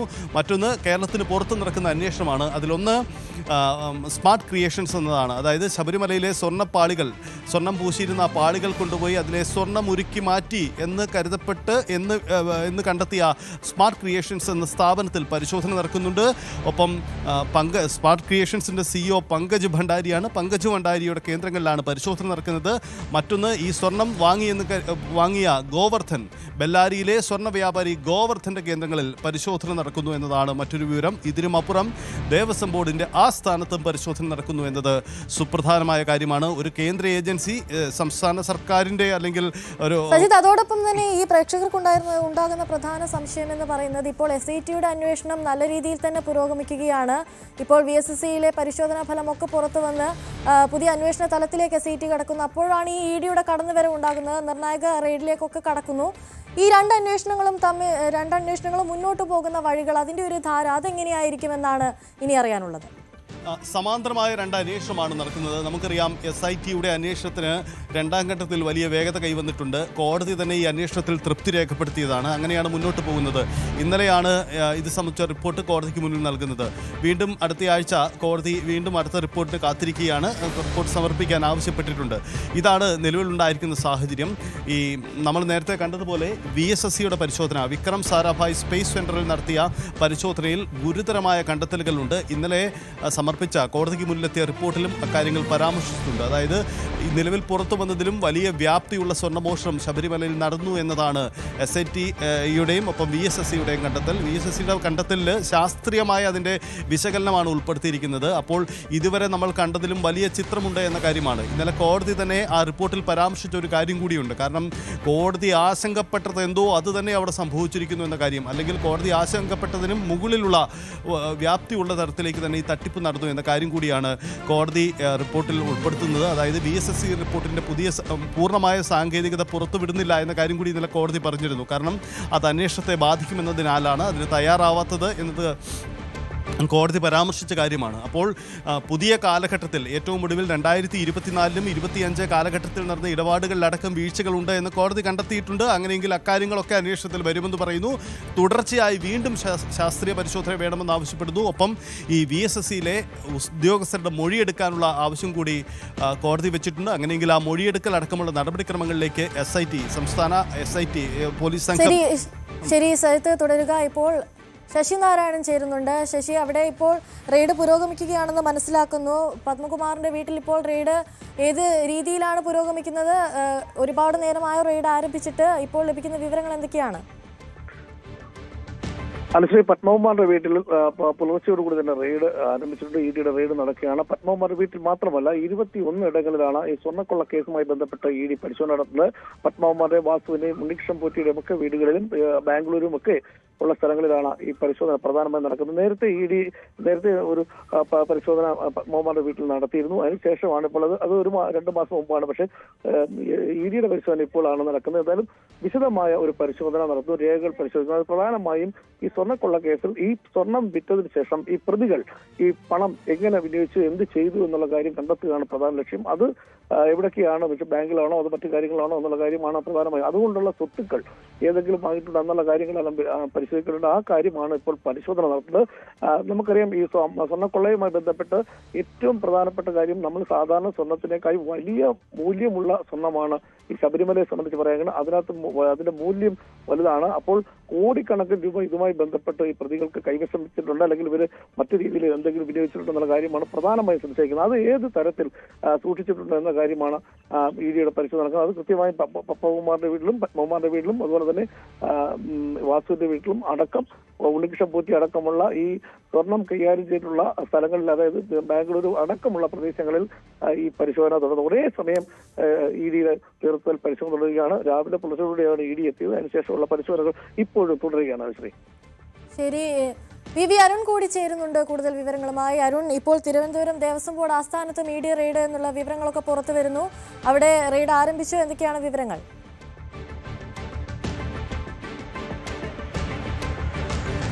ദേവസ്വം ബോർഡ് ആസ്ഥാനത്തും എൻഫോഴ്സ്മെന്റ് ഡയറക്ടറേറ്റിന്റെ പരിശോധന ആരംഭിച്ചു കഴിഞ്ഞാൽ അല്പസമയം മുമ്പാണ് ഇവിടെ എൻഫോഴ്സ്മെന്റ് ഡയറക്ടറേറ്റ് ഉദ്യോഗസ്ഥർ എത്തിയത്. ഏറ്റവും പ്രധാനപ്പെട്ട ഒരു സ്ഥലമാണ്. സ്വാഭാവികമായും ഇതുമായി ബന്ധപ്പെട്ട് എന്ത് തെളിവുകളാണ് ഇവിടെ നിന്ന് ശേഖരിക്കാൻ കഴിയുന്ന കാര്യമാണ് അറിയേണ്ടത്. കാരണം നേരത്തെ തന്നെ വിജിലൻസ് ഇതുമായി ബന്ധപ്പെട്ട എല്ലാ തെളിവുകളും ശേഖരിച്ചതാണ്. വിജിലൻസുമായി ബന്ധപ്പെട്ട എല്ലാ ഫയലുകളും പിടിച്ചെടുത്ത് പരിശോധന തുടരുന്നതാണ്. അതിനിടയിലാണ് ഇവിടെ എൻഫോഴ്സ്മെന്റ് ഡയറക്ടറേറ്റ് കൂടി എത്തുന്നത്. എൻഫോഴ്സ്മെന്റ് ഡയറക്ടർ സ്വാഭാവികമായും വിജിലൻസ് കോടതി രേഖകളെല്ലാം ഹാജരാകാൻ പറഞ്ഞതാണ്. പക്ഷേ സ്വാഭാവികമായും ഇത്തരമൊരു കേസിൽ എൻഫോഴ്സ്മെന്റ് ഡയറക്ടറേറ്റ് അന്വേഷണം ആരംഭിക്കുമ്പോൾ തന്നെ പരിശോധന നടത്തേണ്ടതുണ്ട്. നടപടിക്രമങ്ങളുടെ ഭാഗം കൂടിയാണ്. അതിനാണ് ഇത്ര ഒരു പരിശോധനയ്ക്ക് എൻഫോഴ്സ്മെന്റ് ഡയറക്ടറേറ്റ് എത്തിയിരിക്കുന്നത്. സ്വർണ്ണക്കൊള്ളയിൽ പ്രതികളായ സ്വർണ്ണക്കൊള്ള കേസിൽ ഉൾപ്പെട്ടിട്ടുള്ള എല്ലാ പേരുടെയും വീടുകളിലും അതുപോലെ തന്നെ ഓഫീസുകളിലുമാണ് പരിശോധന. ഏറ്റവും പ്രധാനപ്പെട്ടതാണ് ഈ എൻഫോഴ്സ്മെന്റ് ഡയറക്ടറേറ്റിന്റെ പരിശോധന ഈ ദേവസ്വം ബോർഡ് ആസ്ഥാനത്തുള്ളത്. കാരണം ദേവസ്വം ബോർഡാണ് ഇതുമായി ബന്ധപ്പെട്ട എല്ലാ രേഖകളുടെയും കേന്ദ്രം. ഒരുപക്ഷെ ഇതുമായി ബന്ധപ്പെട്ട രേഖകളൊക്കെ ഇതിനകം ദേവസ്വം ബോർഡിൽ നിന്ന് മറ്റ് വിജിലൻസിലും കോടതിയിലുമൊക്കെയായി രേഖകൾ മാറ്റിയിട്ടുണ്ടാകണം. എങ്കിൽ പോലും ഇവിടെയുള്ള രേഖകൾ പിടിച്ചെടുക്കേണ്ടതുണ്ട്. ഒരുപക്ഷെ കൂടുതൽ ഉദ്യോഗസ്ഥരെ ചോദ്യം അടക്കമുള്ള നടപടികളിലേക്കും എൻഫോഴ്സ്മെന്റ് ഡയറക്ടറേറ്റ് കടക്കും. ഇതിന് മറ്റൊരു മാനം, അതായത് സംസ്ഥാനത്തെ വിജിലൻസോ പോലീസോ അന്വേഷിച്ചാൽ മാത്രം പോരാ, കേന്ദ്ര ഏജൻസികൾ അന്വേഷിക്കണമെന്ന ആവശ്യം, പ്രത്യേകിച്ച് CBI പോലുള്ള ഏജൻസികൾ അന്വേഷിക്കണമെന്ന ആവശ്യം നേരത്തെ പ്രതിപക്ഷവും അതുപോലെ തന്നെ BJPയും മുന്നോട്ട് വച്ചതാണ്. ഏതായാലും ഇപ്പോൾ എൻഫോഴ്സ്മെന്റ് ഡയറക്ടറേറ്റ് അന്വേഷണം തുടങ്ങുമ്പോൾ തന്നെ അതൊരു കേന്ദ്ര ഏജൻസിയുടെ അന്വേഷണമാണ്. ഇതുമായി ബന്ധപ്പെട്ട കൂടുതൽ വിവരങ്ങൾ പുറത്തു വരും. ഇതുമായി ബന്ധപ്പെട്ട ഏറ്റവും പ്രധാനപ്പെട്ട കാര്യം, ഇത് സ്വർണം ഏതെങ്കിലും തരത്തിൽ കേരളത്തിൽ മാത്രം വിറ്റഴിച്ച ഒരു സംഭവമല്ല, അല്ലെങ്കിൽ കടത്തിയത് കേരളത്തിലേക്ക് മാത്രമല്ല, ഇവിടെ നിന്ന് പുറത്തേക്ക് പോയിട്ടുണ്ട്, മറ്റ് സംസ്ഥാനങ്ങളിലേക്ക് പോയിട്ടുണ്ട്, രാജ്യത്തിന് പുറത്തേക്ക് കൊണ്ടുപോയിട്ടുള്ള കാര്യത്തിൽ സംശയമുണ്ട്. സ്വാഭാവികം BJPയുടെ ആരോപണങ്ങൾ, കെ സുരേന്ദ്രനെ പോലുള്ള നേതാക്കളുടെ ആരോപണങ്ങൾ ആ തലത്തിലേക്കാണ് പോയത്. അതുകൊണ്ട് തന്നെ ഈ സ്വർണം പോയ വഴികൾ കണ്ടെത്തണം. ഇതിന് പിന്നിലുള്ള കരങ്ങൾ ആരുടേതൊക്കെയാണ്. ഇപ്പോൾ വന്ന പേരുകൾക്കപ്പുറത്തേക്ക് ആരെങ്കിലും വലിയ രീതിയിലുള്ള പേരുകൾ, വലിയ സ്വർണ്ണക്കൊള്ളയാണെങ്കിൽ ഇതൊരു വലിയൊരു ടീം ഇതിന് പിന്നിലുണ്ടെങ്കിൽ സ്വാഭാവികമായും അതാരെന്ന് കണ്ടെത്തണം. അത്തരം കാര്യങ്ങളുമൊക്കെ എൻഫോഴ്സ്മെന്റ് ഡയറക്ടറേറ്റിന്റെ അന്വേഷണത്തിൽ കൂടി വ്യക്തമാകും. പ്രതികളുടെ സ്വത്ത് കണ്ടുകെട്ടാത്ത നടപടികളുമൊക്കെ അധികം വൈകാതെ എൻഫോഴ്സ്മെന്റ് ഡയറക്ടറേറ്റ് ആരംഭിക്കും. ചില പ്രതികളുടെയെങ്കിലും ബാങ്ക് അക്കൗണ്ടൊക്കെ ഫ്രീസ് ചെയ്തുള്ള നീക്കങ്ങൾ ഇതിനകം ആരംഭിച്ചിട്ടുമുണ്ട്. ഏതായാലും വളരെ പ്രധാനപ്പെട്ട അന്വേഷണമാണ്. ഈ സ്വർണ്ണക്കൊള്ള കേസ് മറ്റു തലത്തിലേക്ക് അന്വേഷണം മാറുകയാണ്. നമുക്കറിയാം കേന്ദ്ര ഏജൻസികൾ സംസ്ഥാനത്ത് വരുന്നത് ആദ്യമായിട്ടല്ല. നയതന്ത്ര സ്വർണ്ണക്കടത്ത് കേസുമായി ബന്ധപ്പെട്ടും കേന്ദ്ര ഏജൻസികളുടെ അന്വേഷണം സംസ്ഥാനത്ത് കണ്ടതാണ്. എൻഫോഴ്സ്മെന്റ് ഡയറക്ടർ അടക്കമുള്ള ഏജൻസികളും സജീവമായി തന്നെ കേരളത്തിലുണ്ടായിരുന്നു. ഇപ്പോൾ ഈ തെരഞ്ഞെടുപ്പ് തൊട്ട് മുമ്പ് എൻഫോഴ്സ്മെന്റ് ഡയറക്ടർ കൂടി കേസ് ഏറ്റെടുക്കുന്നതോടുകൂടി അതിൽ പുതിയ രാഷ്ട്രീയ മാനങ്ങളും വരികയാണ്. ദേവസ്വം ബോർഡ് ആസ്ഥാനത്തേക്ക് കേന്ദ്ര ഏജൻസി എത്തുന്നു എന്നാണ് ഏറ്റവും പ്രധാനപ്പെട്ട രാഷ്ട്രീയമായ ഇതിന്റെ പ്രാധാന്യം. കേന്ദ്ര ഏജൻസികൾക്കെതിരെ വലിയ സമരങ്ങൾ സംസ്ഥാനത്തും ദേശവ്യാപകമായും കോൺഗ്രസും BJPയും ഒക്കെ സംഘടിപ്പിക്കുന്നു. കോൺഗ്രസും CPM ഒക്കെ സംഘടിപ്പിക്കുന്നു. പക്ഷേ ഇവിടെ കോൺഗ്രസിന് ഈ സമരത്തിൽ, ഈ വിഷയത്തിൽ എതിർപ്പ് പറയാൻ കഴിയില്ല. കോൺഗ്രസിന് കൂടി ആവശ്യമാണ് കേന്ദ്ര ഏജൻസി തന്നെ അന്വേഷിക്കണം. സംസ്ഥാന പോലീസിന്റെ അന്വേഷണമോ അല്ലെങ്കിൽ ഇപ്പോഴത്തെ SITയുടെയോ ഒന്നും അന്വേഷണത്തിൽ വിശ്വാസമില്ലെന്ന് കോൺഗ്രസ് നിലപാടെടുക്കുന്നു. അപ്പോൾ സ്വാഭാവികമായും ഈ വിഷയത്തിലും കേന്ദ്ര ഏജൻസി അന്വേഷണം കോൺഗ്രസിനെ അംഗീകരിക്കേണ്ടി വരും. അങ്ങനെ ഒരു രാഷ്ട്രീയ പ്രാധാന്യം കൂടി ഈ തെരഞ്ഞെടുപ്പ് ഘട്ടത്തിൽ ഈ അന്വേഷണത്തിന് ഉണ്ട് എന്ന് വ്യക്തമാണ്. ഏതായാലും എല്ലാ സ്ഥലങ്ങളിലും, എല്ലാ കേന്ദ്രങ്ങളിലും ഈ സ്വർണ്ണക്കൊള്ളയുമായി ബന്ധപ്പെട്ട, ശബരിമല സ്വർണ്ണക്കൊള്ളയുമായി ബന്ധപ്പെട്ട പ്രതികളുടെ വീടുകളിൽ, ഓഫീസുകളിൽ, അവരുമായി ബന്ധപ്പെട്ട ആളുകളുടെ കേന്ദ്രങ്ങളിലൊക്കെ അന്വേഷണം നടക്കുകയാണ്. എൻഫോഴ്സ്മെന്റ് ഡയറക്ടറേറ്റിന്റെ ഉദ്യോഗസ്ഥർ ഇവിടെയുണ്ട്. കൂടുതൽ സുരക്ഷ CRPFന്റെ സുരക്ഷയിലാണ് എൻഫോഴ്സ്മെന്റ് ഡയറക്ടറേറ്റിന്റെ അന്വേഷണം സ്വാഭാവികമായും നടക്കുക. CRPF സുരക്ഷ ഒരുക്കുന്നു. ഒരു തരത്തിലുള്ള എതിർപ്പും ഇവിടെ നിന്ന് ഉണ്ടാകാൻ ഇടയില്ല. പക്ഷേ എങ്കിൽ പോലും കൃത്യമായ സുരക്ഷ ഈ ഓഫീസിന്റെ മുൻഭാഗം അടച്ചിട്ടുകൊണ്ടുള്ള ജീവനക്കാരെ പോലും അകത്തേക്ക് കടത്തിവിടാൻ തരത്തിലുള്ള ഒരു ക്രമീകരണമാണ് ഇപ്പോൾ എൻഫോഴ്സ്മെന്റ് ഡയറക്ടറേറ്റ് ആരംഭിച്ചിരിക്കുന്നത്. ആ രീതിയിലാണ് അന്വേഷണം മുന്നോട്ട് പോകുന്നത്. തികച്ചും ഒരു മിന്നൽ നീക്കമെന്ന് വേണമെങ്കിൽ പറയാം. എൻഫോഴ്സ്മെന്റ് ഡയറക്ടർ നേരത്തെ കേസ് ഏറ്റെടുത്തതാണ്. പ്രതികളുടെ സ്വത്ത് കണ്ടുകെട്ടാൻ നടപടികളിലൊക്കെ ആരംഭിച്ചത്. പക്ഷേ ഇന്ന് ഒരേ സമയത്ത് എൻഫോഴ്സ്മെന്റ് ഡയറക്ടറുടെ ശൈലി തന്നെ അതാണ്. ഒരേ സമയത്ത് വിവിധ കേന്ദ്രങ്ങളിൽ പരിശോധന. അത് കേസിലെ പ്രതികളുടെ വീടുകളിലുണ്ട്, അവരുടെ ഓഫീസുകളിലുണ്ട്, ദേവസ്വം ബോർഡിന്റെ ആസ്ഥാനത്തുമുണ്ട്. ഏറ്റവും നിർണായകമായ നീക്കം സ്വർണ്ണക്കൊള്ള കേസിൽ ഇപ്പോൾ കേന്ദ്ര ഏജൻസികളുടെ അന്വേഷണം അതിന്റെ ഏറ്റവും നിർണായക ഘട്ടത്തിലേക്ക് എത്തി നിൽക്കുകയാണ്. ശരി, ശബരിമല സ്വർണ്ണക്കൊള്ള കേസിൽ പ്രതികളുടെ വീടുകളിൽ ED റെയ്ഡ് പുരോഗമിക്കുകയാണ്. EDയുടെ വളരെ നിർണായകമായൊരു നീക്കം ഉണ്ടായിരിക്കുന്നു. 21 ഇടങ്ങളിലാണ് റെയ്ഡ്. ഈ വാർത്തയിലേക്ക് തന്നെ നമുക്ക് തിരികെ എത്താം. ചെറിയൊരു ഇടവേളയ്ക്ക് ശേഷം റെയ്ഡ് നടക്കുന്നത്. പത്മകുമാർ, വാസു, തന്ത്രി, ഒപ്പം തന്നെ സ്മാർട്ട് ക്രിയേഷൻസിലും തിരുവനന്തപുരത്തെ ദേവസ്വം ബോർഡ് ആസ്ഥാനത്തും അടക്കം ഇപ്പോൾ റെയ്ഡ് പുരോഗമിക്കുകയാണ്. സജിത്ത് ചേരുന്നുണ്ട് കൂടുതൽ വിവരങ്ങളുമായി. സജിത്ത്, ഈ EDയുടെ അന്വേഷണം എന്ന് പറയുമ്പോൾ നമുക്കറിയാം അത് ശബരിമല സ്വർണ്ണക്കൊള്ളയിൽ മാത്രം ഒതുങ്ങി നിൽക്കുന്നതായിരിക്കില്ല. ഇനി മറ്റെല്ലാ തലങ്ങളിലേക്കും സ്വർണ്ണക്കൊള്ളയുമായി ബന്ധപ്പെട്ട അല്ലെങ്കിൽ പ്രതികളുമായി ബന്ധപ്പെട്ട എല്ലാ തലങ്ങളിലേക്കും ഈ അന്വേഷണം പുരോഗമിക്കും. അതോടൊപ്പം തന്നെ ഈ മറ്റെല്ലാ തലങ്ങളിലേക്കും അന്വേഷണം പുരോഗമിക്കുന്ന ഒരു സാഹചര്യം കൂടി ഉണ്ടാകുമ്പോൾ ഈ പ്രതികളുമായി ബന്ധപ്പെട്ടുള്ള രാഷ്ട്രീയ നേതാക്കളുടെ ബന്ധം, അതോടൊപ്പം തന്നെ ഇവരുമായി ബന്ധപ്പെട്ട പണമിടപാടുകൾ എല്ലാത്തിലേക്കും തന്നെ അന്വേഷണം പോകുന്ന ഒരു സാഹചര്യം ഉണ്ടാവില്ലേ? തീർച്ചയായും അത്തരം നീക്കമുണ്ടാവും. ഈ ദൃശ്യങ്ങൾ നമ്മൾ കാണുന്നത് തിരുവനന്തപുരത്തെ ദേവസ്വം ബോർഡ് ആസ്ഥാനത്തെ ദൃശ്യങ്ങളാണ് ആദ്യം കാണുന്നത്. അവിടെ നോക്കൂ, കേന്ദ്രസേന ത്തിൻ്റെ കാവലിലാണിപ്പോൾ പരിശോധന, EDയുടെ പരിശോധന നടക്കുന്നത്. EDയുടെ പരിശോധനയ്ക്ക് പലപ്പോഴും കേന്ദ്രസേന CSFന്റെ കരുതലുണ്ടാവാറുണ്ട്, സെക്യൂരിറ്റി ഉണ്ടാവാറുണ്ട്. എവിടെയും സംഭവിച്ചിരിക്കുന്നത് അങ്ങനെയാണ്. ദേവസ്വം ബോർഡ് ആസ്ഥാനത്ത് അതിരാവിലെ തന്നെ പരിശോധന നടക്കുന്നു എന്നതാണ് സാഹചര്യം. തിരുവനന്തപുരം നന്തൻകോട്ടെ ദേവസ്വം ബോർഡ് ആസ്ഥാനമാണ് നമുക്ക് ദൃശ്യങ്ങളിൽ കാണുന്നത്. അവിടെയാണ് ഇപ്പോൾ പരിശോധന നടക്കുന്നത്. അതേസമയം തന്ത്രി കണ്ഠര രാജീവരുടെ വീട്ടിൽ പരിശോധന, പത്മകുമാറിൻ്റെ വീട്ടിൽ പരിശോധന, N വാസുവിൻ്റെ പേട്ടയിലെ വീട്ടിൽ പരിശോധന നടക്കുന്നു. ഒപ്പം ഉണ്ണികൃഷ്ണൻ പോറ്റിയുടെ തിരുവനന്തപുരത്തെ വീട്ടിലും പരിശോധന. ഇങ്ങനെ 21 ഇടങ്ങളിലാണ് ഇപ്പോൾ പരിശോധന നടക്കുന്നത് എന്നതാണ് പ്രധാനപ്പെട്ട കാര്യം.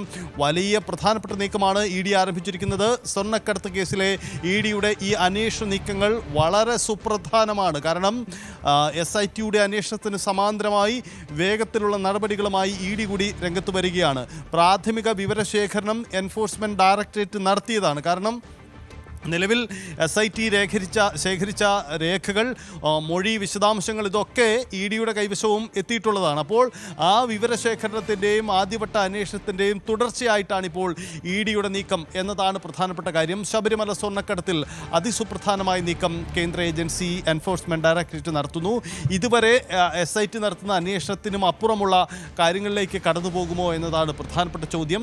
ഇന്നലെ ഏറ്റവും പുതിയ റിപ്പോർട്ട് കോടതിയിൽ വന്നതിന് തൊട്ട് പിറ്റേന്നാണ് EDയുടെ ഈ നീക്കം എന്നതാണ് പ്രധാനപ്പെട്ട കാര്യം. നേരത്തെ തന്നെ പ്രതീക്ഷിച്ചതാണ് ഇത്തരം പരിശോധന. എന്നാലും പൊടുന്നനെയുള്ള പരിശോധനയാണ്. കേരളത്തിന് പുറത്തുമുള്ള കേരളം, കർണാടക, തമിഴ്നാട് അടക്കമുള്ള സംസ്ഥാനങ്ങളിൽ ഈ കേസിലെ പ്രതികളുമായി ബന്ധപ്പെട്ട ഇടങ്ങളിലെല്ലാമാണ് പരിശോധന നടക്കുന്നത്. ബെല്ലാരിയിലെ സ്വർണ്ണ വ്യാപാരിയായ ഇപ്പോൾ കസ്റ്റഡിയിലുള്ള ഗോവർദ്ധൻ്റെ ഇടങ്ങളിൽ, ഗോവർദ്ധൻ്റെ ജ്വല്ലറിയിലും അദ്ദേഹവുമായി ബന്ധപ്പെട്ട ഇടങ്ങളിലുമൊക്കെ പരിശോധന നടക്കുന്നുണ്ട്. ഒപ്പം ഇതിൽ ചെന്നൈയിലെ സ്മാർട്ട് ക്രിയേഷൻസ് എന്ന സ്വർണം ഉരുക്കി മാറ്റിയെന്ന് കരുതുന്ന സ്ഥാപനത്തിൽ പരിശോധന. പങ്കജ് ഭണ്ഡാരിയെ ഇപ്പോൾ തന്നെ പോലീസിൻ്റെ കസ്റ്റഡിയിലാണ്. പങ്കജ് ഭണ്ഡാരിയുടെ സ്മാർട്ട് ക്രിയേഷൻസിൽ പരിശോധന നടക്കുന്നു. ഇതിന് പുറമെ കേരളത്തിൻ്റെ പ്രധാനപ്പെട്ട ഇടങ്ങളിൽ ദേവസ്വം ബോർഡ് ഉദ്യോഗസ്ഥരും ദേവസ്വം ബോർഡ് ഭരണസമിതിയിലിരുന്ന തന്ത്രപ്രധാനികളായ വ്യക്തികളുടെ വീടുകളിലും ഓഫീസുകളിലും പരിശോധന. ദേവസ്വം ബോർഡിൻ്റെ ആസ്ഥാനത്തടക്കം പരിശോധന. ദേവസ്വം ബോർഡ് ആസ്ഥാനത്തെ പരിശോധന ശ്രദ്ധേയമാണ്. അതായത് ഈ കാലഘട്ടത്തിലെ ഇടപാടുകളടക്കമാവാം ഒരുപക്ഷെ എൻഫോഴ്സ്മെന്റ് ഡയറക്ടറേറ്റ് ശേഖരിക്കുക. അന്ന് നടന്ന കത്തിടപാടുകൾ, അന്ന് നടന്ന നീക്കങ്ങൾ, ഉണ്ണികൃഷ്ണൻ പോറ്റി ദേവസ്വം ബോർഡുമായി നടത്തിയ മറ്റ് നീക്കങ്ങൾ, ഇക്കാര്യങ്ങളിലൊക്കെ അന്വേഷണം കടന്നു വരും. അതായത് ഇപ്പോൾ നടത്തിയ ഈ സ്വർണ്ണക്കടത്തിന് അപ്പുറം മറ്റ് ഇടപാടുകളിലേക്ക് കൂടിയുള്ള അന്വേഷണമായി ഇത് മാറുമോ എന്നതാണ് പ്രധാനപ്പെട്ട കാര്യം. ഇതിൽ മുഖ്യപ്രതികളുടെ സ്വത്തുവകകൾ മരവിപ്പിക്കാനുള്ള നീക്കം നേരത്തെ തന്നെ ആരംഭിച്ചതാണ്. അതിൻ്റെ തുടർച്ച സ്വാഭാവികമായും ഉണ്ടാവുന്ന മുണ്ടാവുമെന്ന് കരുതും. നമുക്ക് ദൃശ്യങ്ങൾ കാണാം. എൻ വാസു, മുൻ ദേവസ്വം ബോർഡ് കമ്മീഷണറും ദേവസ്വം ബോർഡ് പ്രസിഡന്റുമായിരുന്ന എൻ വാസു, ശബരിമല സ്ത്രീ പ്രവേശന യുവതീ പ്രവേശന കാലത്തെ ഏറെ വിവാദമായിരുന്ന ആ കാലഘട്ടത്തിലൊക്കെ ദേവസ്വം കമ്മീഷണറും അധ്യക്ഷനുമൊക്കെ ആയിരുന്ന വ്യക്തിയാണ്. എൻ വാസുവിൻ്റെ വീട്ടിലാണിപ്പോൾ പരിശോധന. അദ്ദേഹത്തിൻ്റെ തിരുവനന്തപുരം പേട്ടയിലെ വീട്ടിലാണ്, എൻ വാസുവിൻ്റെ വീട്ടിൽ കൂടി പരിശോധന നടത്തുകയാണ് എൻഫോഴ്സ്മെൻറ്റ് ഡയറക്ടറേറ്റ് എന്ന പ്രത്യേകതയുമുണ്ട്. എൻ വാസു കസ്റ്റഡിയിലാണ്. പലവട്ടം ജാമ്യാപേക്ഷ നൽകിയിട്ടും അത് കോടതി അനുവദിച്ചിട്ടില്ല എന്ന സാഹചര്യമുണ്ട്. എൻ വാസുവാണ് ഉത്തരവിൽ ചെമ്പ് പാളികളെന്ന് രേഖപ്പെടുത്തിയത്. അങ്ങനെ എൻ വാസുവിൻ്റെ ഭാഗത്തു നിന്നും വലിയ ക്രമക്കേടുണ്ടായി എന്നതാണ് ദേവസ്വം SITയുടെ കണ്ടെത്തൽ. അതിന് പിന്നാലെ ഇപ്പോൾ ED കൂടി കളത്തിലിറങ്ങുന്നതോടുകൂടി എൻ വാസുവിൻ്റെ വീട്ടിൽ നിന്നും പ്രധാനപ്പെട്ട തെളിവുകൾ പിടിച്ചെടുക്കാൻ കഴിയുമോ EDക്ക് എന്ന ചോദ്യമാണ്. എൻ വാസുവിൻ്റെ വീട്ടിലും റെയ്ഡ് നടത്തുന്നു എൻഫോഴ്സ്മെൻറ്റ് ഡയറക്ടറേറ്റ്. പത്മകുമാറിൻ്റെ വസതിയാണ് നമ്മൾ സ്ക്രീനിൻ്റെ മുകൾ ഭാഗത്ത് കാണുന്നത്. ആറന്മുളയിലെ പത്മകുമാറിൻ്റെ വസതിയിലും പരിശോധന നടത്തുകയാണ് ED. അതിന് പിന്നാലെ ദേവസ്വം ആസ്ഥാനമായ നന്ദൻകോട്ടെ ദേവസ്വം ആസ്ഥാനത്തും പരിശോധന നടക്കുന്നു. ഈ 3 ദൃശ്യങ്ങളും നമുക്ക് പ്രേക്ഷകരിലേക്ക് കാണാം. ചെന്നൈയിലെ അടക്കമുള്ള ദൃശ്യങ്ങൾ ഉടൻ തന്നെ പ്രേക്ഷകരിലേക്ക് നമ്മൾ എത്തിക്കും. ഇങ്ങനെ 3 സംസ്ഥാനങ്ങളിലെ ഈ ശബരിമല സ്വർണ്ണക്കടത്തുമായി ബന്ധപ്പെട്ട പ്രതികളുമായി ബന്ധപ്പെട്ട കേന്ദ്രങ്ങളിലാണിപ്പോൾ പരിശോധന നടക്കുന്നത് എന്നതാണ് പ്രധാനപ്പെട്ട കാര്യം. വളരെ സുപ്രധാനമായ നീക്കമാണിപ്പോൾ എൻഫോഴ്സ്മെൻറ്റ് ഡയറക്ടറേറ്റിൽ നിന്നും ഉണ്ടാവുന്നത്. വിവരശേഖരണമാണ് ലക്ഷ്യം. പ്രധാനപ്പെട്ട തെളിവുകൾ പിടിച്ചെടുക്കുക എന്ന നീക്കത്തിലാണിപ്പോൾ ED കടന്നിരിക്കുന്നത്. സജിത്ത്, 21 ഇടങ്ങളിൽ റെയ്ഡ് നടക്കുന്നു എന്ന് പറയുമ്പോൾ മറ്റേതൊക്കെ സ്ഥലങ്ങളായിരിക്കും എന്ന തരത്തിലുള്ള വിവരങ്ങൾ ലഭിക്കുന്നുണ്ടോ? തീർച്ചയായിട്ടും ഈ 21 ഇടങ്ങളെന്ന് പറയുന്നത് ഈ കേസുമായി ബന്ധപ്പെട്ട പ്രധാനപ്പെട്ട വ്യക്തികളുടെ വീടുകളും ഓഫീസുകളുമാണ് 21 ഇടങ്ങളിൽ ഉൾപ്പെടുന്നത്. അത് കേരളത്തിലും തമിഴ്നാട്ടിലും കർണാടകയിലുമായ ഇടമുണ്ട്. കേരളത്തിൽ തന്നെ നമുക്കറിയാം ഇപ്പോൾ കസ്റ്റഡിയിൽ ഉള്ള പ്രതികളും അതല്ലെങ്കിൽ അവരുമായി ബന്ധപ്പെട്ട ഇടങ്ങളിലും അടക്കം പരിശോധനയുണ്ട്. അങ്ങനെയാണ് 21 ഇടങ്ങൾ. ഈ 21 ഇടങ്ങളെ സംബന്ധിച്ച് ഒരു കൃത്യമായ ലിസ്റ്റ് ഒരുപക്ഷെ ED ഔദ്യോഗികമായി തന്നെ പുറത്തുവിടാൻ സാധ്യതയുണ്ട്. എന്തായാലും കൊച്ചിയിലെ ED ഓഫീസാണ് ഈ കേസ് ഇത് അന്വേഷിക്കുന്നത്, സ്വർണ്ണക്കടത്ത് അന്വേഷിക്കുന്നത്. സ്വമേധയായിട്ടാണ് ED ഈ കേസിലേക്ക് വരുന്നതെന്ന് നമ്മൾ കണ്ടതാണ്. ED നേരിട്ട് തന്നെ കേസ് അന്വേഷണം ആരംഭിക്കാനുള്ള നീക്കം ആരംഭിക്കുകയും അതിൽ കോടതിക്ക് അപേക്ഷ നൽകുകയും ചെയ്തു. പക്ഷേ അത് SIT, സംസ്ഥാനത്ത് പ്രത്യേക കോടതിയുടെ നിർദ്ദേശപ്രകാരം അന്വേഷണം നടത്തുന്ന SIT ഇതിനെ എതിർത്തു. സമാന്തര അന്വേഷണം കേസിനെ ബാധിക്കുമെന്നതായിരുന്നു അവരുടെ നിലപാട്. പക്ഷേ അതിനെ തള്ളിക്കൊണ്ട് ഒടുവിൽ അവർക്ക് അനുകൂലമായ വിധിയുണ്ടാവുകയും ഒടുവിൽ ED അന്വേഷണം ഏറ്റെടുക്കുകയുമാണ് ചെയ്തത്. അങ്ങനെ സമാന്തര അന്വേഷണമാണ് ഈ വിഷയത്തിൽ നടക്കുന്നത്. അത് ഏതെങ്കിലും തരത്തിൽ SITയുടെ അന്വേഷണത്തെ ബാധിക്കുമോ എന്നതൊക്കെ വരും ദിവസങ്ങളിൽ അറിയേണ്ടതാണ്. പക്ഷേ നിലവിൽ ഈ ഇപ്പോഴത്തെ വിവരശേഖരണം വളരെ പ്രധാനപ്പെട്ടതാണ്. ശബരിമലയിലെ സ്വർണ്ണക്കടത്തുമായി ബന്ധപ്പെട്ട 21 ഇടങ്ങളിൽ, തന്ത്രപ്രധാനമായ 21 ഇടങ്ങളിലാണിപ്പോൾ പരിശോധന നടക്കുന്നത്. സജിത്ത്, അതുപോലെ തന്നെ ഇപ്പോഴത്തെ നിയമസഭാ സമ്മേളനം ആരംഭിക്കാനിരിക്കുന്നു. അപ്പോൾ EDയുടെ നിർണായകമായ റെയ്ഡ് വരുന്നു. ഇത് സർക്കാരിനെ കൂടുതൽ പ്രതിസന്ധിയിലാക്കാനുള്ള സാഹചര്യമൊക്കെ ഉണ്ട്. അനുശ്രീ, തീർച്ചയായിട്ടും ഈ ശബരിമല സ്വർണ്ണക്കടത്ത് വിവാദങ്ങളൊക്കെ എപ്പോഴും രാഷ്ട്രീയ വിഷയമാണ്, തെരഞ്ഞെടുപ്പുകളെ സ്വാധീനിക്കുന്നതാണ്. നമുക്കറിയാം തദ്ദേശ തെരഞ്ഞെടുപ്പിൽ ഏറ്റവും അധികം സ്വാധീനിക്കപ്പെട്ട വിഷയവും ശബരിമലയുമായി ബന്ധപ്പെട്ട വിവാദങ്ങളാണ്.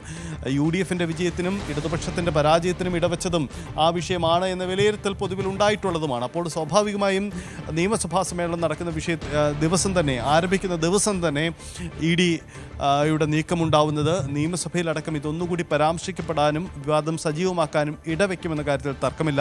ശബരിമല എന്നും ഒരു വിവാദ വിഷയമാണ്. അത് സർക്കാരിനെ പ്രതിസന്ധിയിലാക്കുന്ന വിഷയം കൂടിയാണ്. അതുകൊണ്ട് ആ തരത്തിൽ തന്നെ നീക്കമുണ്ടാവുമെന്ന് കരുതാം. നമുക്കറിയാം ശബരിമല വിഷയത്തിൽ സർക്കാരുമായി ബന്ധപ്പെട്ട ആളുകളൊക്കെ വിവാദത്തിലാവുകയും സാഹചര്യമുണ്ടായി. ദേവസ്വം ബോർഡുമായി ബന്ധപ്പെട്ടവരൊക്കെ ഏറെ വിവാദത്തിലായതാണ്. രണ്ടാമത് വന്നാൽ നോക്കുക, അന്ന് വാജിവാഹനം കൈമാറിയത്, തന്ത്രിക്ക് കൈമാറിയതിൽ UDF ഭരണസമിതിയും പ്രതിസന്ധിയിൽപ്പെട്ടതാണ്. ആ ദൃശ്യങ്ങളൊക്കെ അന്ന് വിവാദമാവുകയൊക്കെ ചെയ്തതാണ്. അപ്പോൾ ഇതിന് ഇരുതല മൂർച്ചയുണ്ട് ഈ വിവാദങ്ങൾക്ക്. ഇപ്പോൾ EDയുടെ നീക്കവും വലിയ രീതിയിൽ ആ തരത്തിൽ തന്നെ ചർച്ച ചെയ്യപ്പെടും, രാഷ്ട്രീയമായും ചർച്ച ചെയ്യപ്പെടുമെന്ന് ഉറപ്പാണ്. പൊതുവിൽ ചർച്ചകളിൽ നിന്ന് മുൻനിരയിൽ നിന്ന് മാറി നിൽക്കുന്ന ശബരിമല വിഷയത്തെ ഒന്നുകൂടി സജീവമാക്കുന്നതായി EDയുടെ ഇപ്പോഴത്തെ നീക്കം മാറുകയാണ് എന്നതാണ് പ്രധാനപ്പെട്ട കാര്യം. എന്തായാലും വളരെ സുപ്രധാനമായ പരിശോധനയിലേക്കാണ് എൻഫോഴ്സ്മെൻറ്റ് ഡയറക്ടറേറ്റ് കടന്നിരിക്കുന്നത്. പിടിച്ചെടുക്കുന്ന രേഖകൾ ഏതൊക്കെ അത് എന്നതും പ്രധാനപ്പെട്ടതാണ്. നമുക്കറിയാം ദേവസ്വം ബോർഡിൻ്റെ ആസ്ഥാനത്ത് ഗേറ്റ് അടച്ചിട്ടുകൊണ്ടുള്ള പരിശോധനയാണ് നടക്കുന്നത്. ഉദ്യോഗസ്ഥരൊക്കെ അവിടെ വന്നിട്ട് മടങ്ങിപ്പോണതൊക്കെ നമ്മൾ നേരത്തെയും കണ്ടതാണ്. അവർക്കാർക്കും അകത്തേക്ക് പ്രവേശനമില്ല എന്ന് വേണം മനസ്സിലാക്കാൻ. ആ തരത്തിലാണ് ഇപ്പോൾ പരിശോധന. അതിരാവിലെ തന്നെ ഇത്തരം കേന്ദ്രങ്ങളിലെത്തി പരിശോധന ആരംഭിച്ചിരിക്കുന്നു എൻഫോഴ്സ്മെന്റ് ഡയറക്ടറേറ്റ് എന്നുള്ളതാണ്. വിവരശേഖരണമാണ് മുഖ്യം. പ്രധാനപ്പെട്ട തെളിവുകൾ പിടിച്ചെടുക്കുക, ഇതൊക്കെയാണ് ഇവർ ലക്ഷ്യമിടുന്നതെന്നാണ് നമുക്ക് മനസ്സിലാക്കുന്നത്. എന്തായാലും അത്തരം നീക്കത്തിലേക്ക് തന്നെ കടന്നിരിക്കുന്നു കേന്ദ്ര ഏജൻസി. സഹിത്ത് അതുപോലെ മറ്റൊരു കാര്യമെന്ന് പറയുന്നത് SITയുടെ പരിശോധന ഇപ്പോൾ പുരോഗമിക്കുകയാണ്. SITയിലേക്ക് സർക്കാരുമായി ബന്ധപ്പെട്ട ആളുകളെ അല്ലെങ്കിൽ സർക്കാരിന് അനുകൂലമായി നിൽക്കുന്ന ആളുകളെ തിരികെ കയറ്റാനുള്ള നീക്കമൊക്കെ ഉണ്ടായി എന്നുള്ള വാർത്തകളൊക്കെ പുറത്തു വന്നതാണ്. അവിടേക്കാണ് ഇപ്പോൾ ED റെയ്ഡുമായി കടന്നു വരുന്നത്. ED കൂടുതൽ അന്വേഷണത്തിലേക്ക് കടന്നു വരുന്നത് സ്വർണ്ണക്കൊള്ളയുമായി ബന്ധപ്പെട്ട്. അത് സർക്കാരിനെ കൂടുതൽ പ്രതിസന്ധിയിലാക്കുകയല്ലേ? യെസ്, സർക്കാരിനെ തീർച്ചയായും അത് പ്രതിസന്ധിയിലാക്കുന്നുണ്ട് എന്ന കാര്യം തർക്കമില്ല. കാരണം ഈ കേസിൽ ശബരിമല എന്നും ഒരു വിവാദ വിഷയമാണ്. സർക്കാരിന് മുന്നിൽ പ്രതിസന്ധി ഉണ്ടാകുന്നതാണ്. അന്വേഷണം നടക്കട്ടെ എന്ന് പറയുന്നുണ്ട്. പക്ഷേ ഈ SITക്കെതിരെ ആക്ഷേപമുള്ളപ്പോഴും ഒരു കാര്യമുള്ളത്, ഇന്നലെ വരെ SITയുടെ അന്വേഷണത്തിൽ കോടതി പൂർണ്ണ തൃപ്തി രേഖപ്പെടുത്തിയിട്ടുണ്ട്. അന്വേഷണം ശരിയായ രീതിയിൽ എന്ന കാര്യം കൂടി സ്ഥിരീകരിച്ചിട്ടുണ്ട്. അതുകൊണ്ട് തന്നെ അത് ആശ്വാസകരമാണ്. അതായത് അന്വേഷണ സംഘം സ്വതന്ത്ര ഏജൻസി എന്ന രീതിയിൽ തന്നെ മുന്നോട്ട് പോകാൻ കഴിയുന്നുണ്ട്. പൊളിറ്റിക്കൽ ഇൻവോൾവ്മെൻ്റ് ഒന്നും അതിൽ നടക്കുന്നില്ല എന്ന കാര്യമാണ് കോടതി സ്ഥിരീകരിച്ചത്. അപ്പോൾ കോടതി അംഗീകരിച്ച ഒരു അന്വേഷണ ഏജൻസി എന്ന രീതിയിൽ ആ തരത്തിൽ കൂടി നേട്ടമാണ്. അപ്പോൾ അന്വേഷണ സംഘത്തിൻ്റെ ഇതുവരെയുള്ള കാര്യങ്ങൾ വളരെ പ്രധാനപ്പെട്ടതാണ്. ഒപ്പം ഒരു കാര്യം കൂടി നമുക്ക് പറയാം, തന്ത്രി കണ്ഠർ രാജീവരുടെ അറസ്റ്റ് കോടതി അതിനെ എങ്ങനെ നേരിടും, എന്ത് രീതിയിൽ വിലയിരുത്തുമെന്നത് ആകാംക്ഷയുണ്ട കാര്യമായിരുന്നു. ഇന്നലത്തെ റിപ്പോർട്ടിൽ കോടതി അക്കാര്യങ്ങളൊന്നും നേരിട്ട് പരാമർശിക്കുന്നില്ല. അതായത് എല്ലാം അന്വേഷണവും നന്നായി പോകട്ടെ എന്നതാണ് കോടതി ഈ വിഷയത്തിലും എടുക്കുന്ന നിലപാട്. എന്ന് മാത്രമല്ല, അന്വേഷണത്തിൻ്റെ ഇതുവരെയുള്ള അറസ്റ്റ് അടക്കമുള്ള നടപടികളിൽ തൃപ്തി രേഖപ്പെടുത്തുകയും ചെയ്തു എന്നത് അന്വേഷണ സംഘത്തിന് ആശ്വാസകരമാണ് എന്നതാണ് സാഹചര്യം. കർണാടകയിലെ ബെല്ലാരിയിലടക്കം പരിശോധന നടക്കുന്നുണ്ട്. ആ ദൃശ്യങ്ങൾ കൂടി നമുക്ക് പ്രേക്ഷകരിലേക്ക് ഉടൻ തന്നെ എത്തിക്കാം. അതായത് കർണാടക ഗോവർദ്ധൻ്റെ അവിടെ ബെല്ലാരിയിലെ ജ്വല്ലറിയിലും അദ്ദേഹത്തിൻ്റെ കേന്ദ്രങ്ങളിലുമാണ്, ബെല്ലാരിയിലെ കേന്ദ്രങ്ങളിലാണ് പരിശോധന നടക്കുന്നത്. ഇതാ നമുക്ക് കാണാം ദൃശ്യങ്ങളിൽ ആ പരിശോധനയുടെ വിശദാംശങ്ങൾ. നന്ദൻകോട്ടെ തിരുവിതാംകൂർ ദേവസ്വം ബോർഡിൻ്റെ ആസ്ഥാനം, ആറന്മുളയിലെ പത്തനംതിട്ട ആറന്മുളയിലെ പത്മകുമാറിൻ്റെ വീട്, തിരുവനന്തപുരം പേട്ടയിലെ മുൻ കമ്മീഷണർ N വാസുവിൻ്റെ വീട്, ഒപ്പം തന്നെ കിളിമാനൂരിലെ ഉണ്ണികൃഷ്ണൻ പോറ്റിയുടെ വീട്. ഇങ്ങനെ 4 ഇടങ്ങളിലെ പരിശോധനാ ദൃശ്യങ്ങൾ നമുക്കറിയാം. കേരളത്തിന് പുറത്ത് നടക്കുന്ന പരിശോധനാ ദൃശ്യങ്ങളും കൂടി പ്രേക്ഷകരിലേക്ക് നമ്മൾ ഉടൻ എത്തിക്കുകയാണ്. അതായത് കേരളത്തിന് പുറത്ത് പരിശോധന നടക്കുന്നത് 2 പ്രധാനപ്പെട്ട ഇടങ്ങളിലാണ്. ഒന്ന് അത് ഗോവർദ്ധൻ്റെ ജ്വല്ലറിയിലാണ്. കർണാടക ബെല്ലാരിയിലെ ഗോവർദ്ധൻ്റെ വീടുകളിൽ ഈ സ്വർണം വാങ്ങിയ ബെല്ലാരിയിലെ ആ കേന്ദ്രത്തിൽ പരിശോധന നടക്കുന്നുണ്ട്. മറ്റൊന്ന് സ്മാർട്ട് ക്രിയേഷൻസിൻ്റെ ഓഫീസിലാണ്. അവിടെ സ്വർണം ഉരുക്കി മാറ്റിയെന്ന് കരുതുന്ന സ്മാർട്ട് ക്രിയേഷൻസിലും പരിശോധന. ചെന്നൈയിലെ ദൃശ്യങ്ങൾ കൂടി നമുക്ക് പ്രേക്ഷകരിലേക്ക് എത്തിക്കാനാവും. എന്തായാലും പരിശോധന വളരെ വേഗത്തിൽ തന്നെ മുന്നോട്ട് പോവുകയാണ്. നമുക്ക് സ്ക്രീനിൽ കാണുന്നത് പോലെ തന്നെ തിരുവനന്തപുരത്തെ പരിശോധനാ ഇടങ്ങൾ, തിരുവനന്തപുരം ജില്ലയിൽ തന്നെ 4 ഇടങ്ങളിൽ പരിശോധന നടക്കുന്നുണ്ട്. ദേവസ്വം ബോർഡ് ആസ്ഥാനത്ത് N വാസുവിൻ്റെ വീട്ടിൽ, ഒപ്പം തന്നെ ഉണ്ണികൃഷ്ണൻ പോറ്റിയുടെ വീട്ടിൽ, ഒപ്പം മറ്റിടങ്ങളിലേക്കും പരിശോധന നടക്കുന്നു. പത്മകുമാറിൻ്റെ പത്തനംതിട്ട ആറന്മുളയിലെ വീട്ടിലും പരിശോധന നടക്കുന്നുണ്ട്. ഇതാണ് സാഹചര്യം. അങ്ങനെ പ്രധാനപ്പെട്ട ഇടങ്ങളിലെല്ലാം എൻഫോഴ്സ്മെന്റ് ഡയറക്ടറേറ്റിന്റെ പരിശോധന പുരോഗമിക്കുകയാണ്. EDയുടെ നിർണായക നീക്കമുണ്ടാകുന്നു. 21 ഇടങ്ങളിൽ റെയ്ഡുമായി ED എത്തിയിരിക്കുന്നു ശബരിമല സ്വർണ്ണക്കൊള്ളയുമായി ബന്ധപ്പെട്ട്. സജിത്ത്,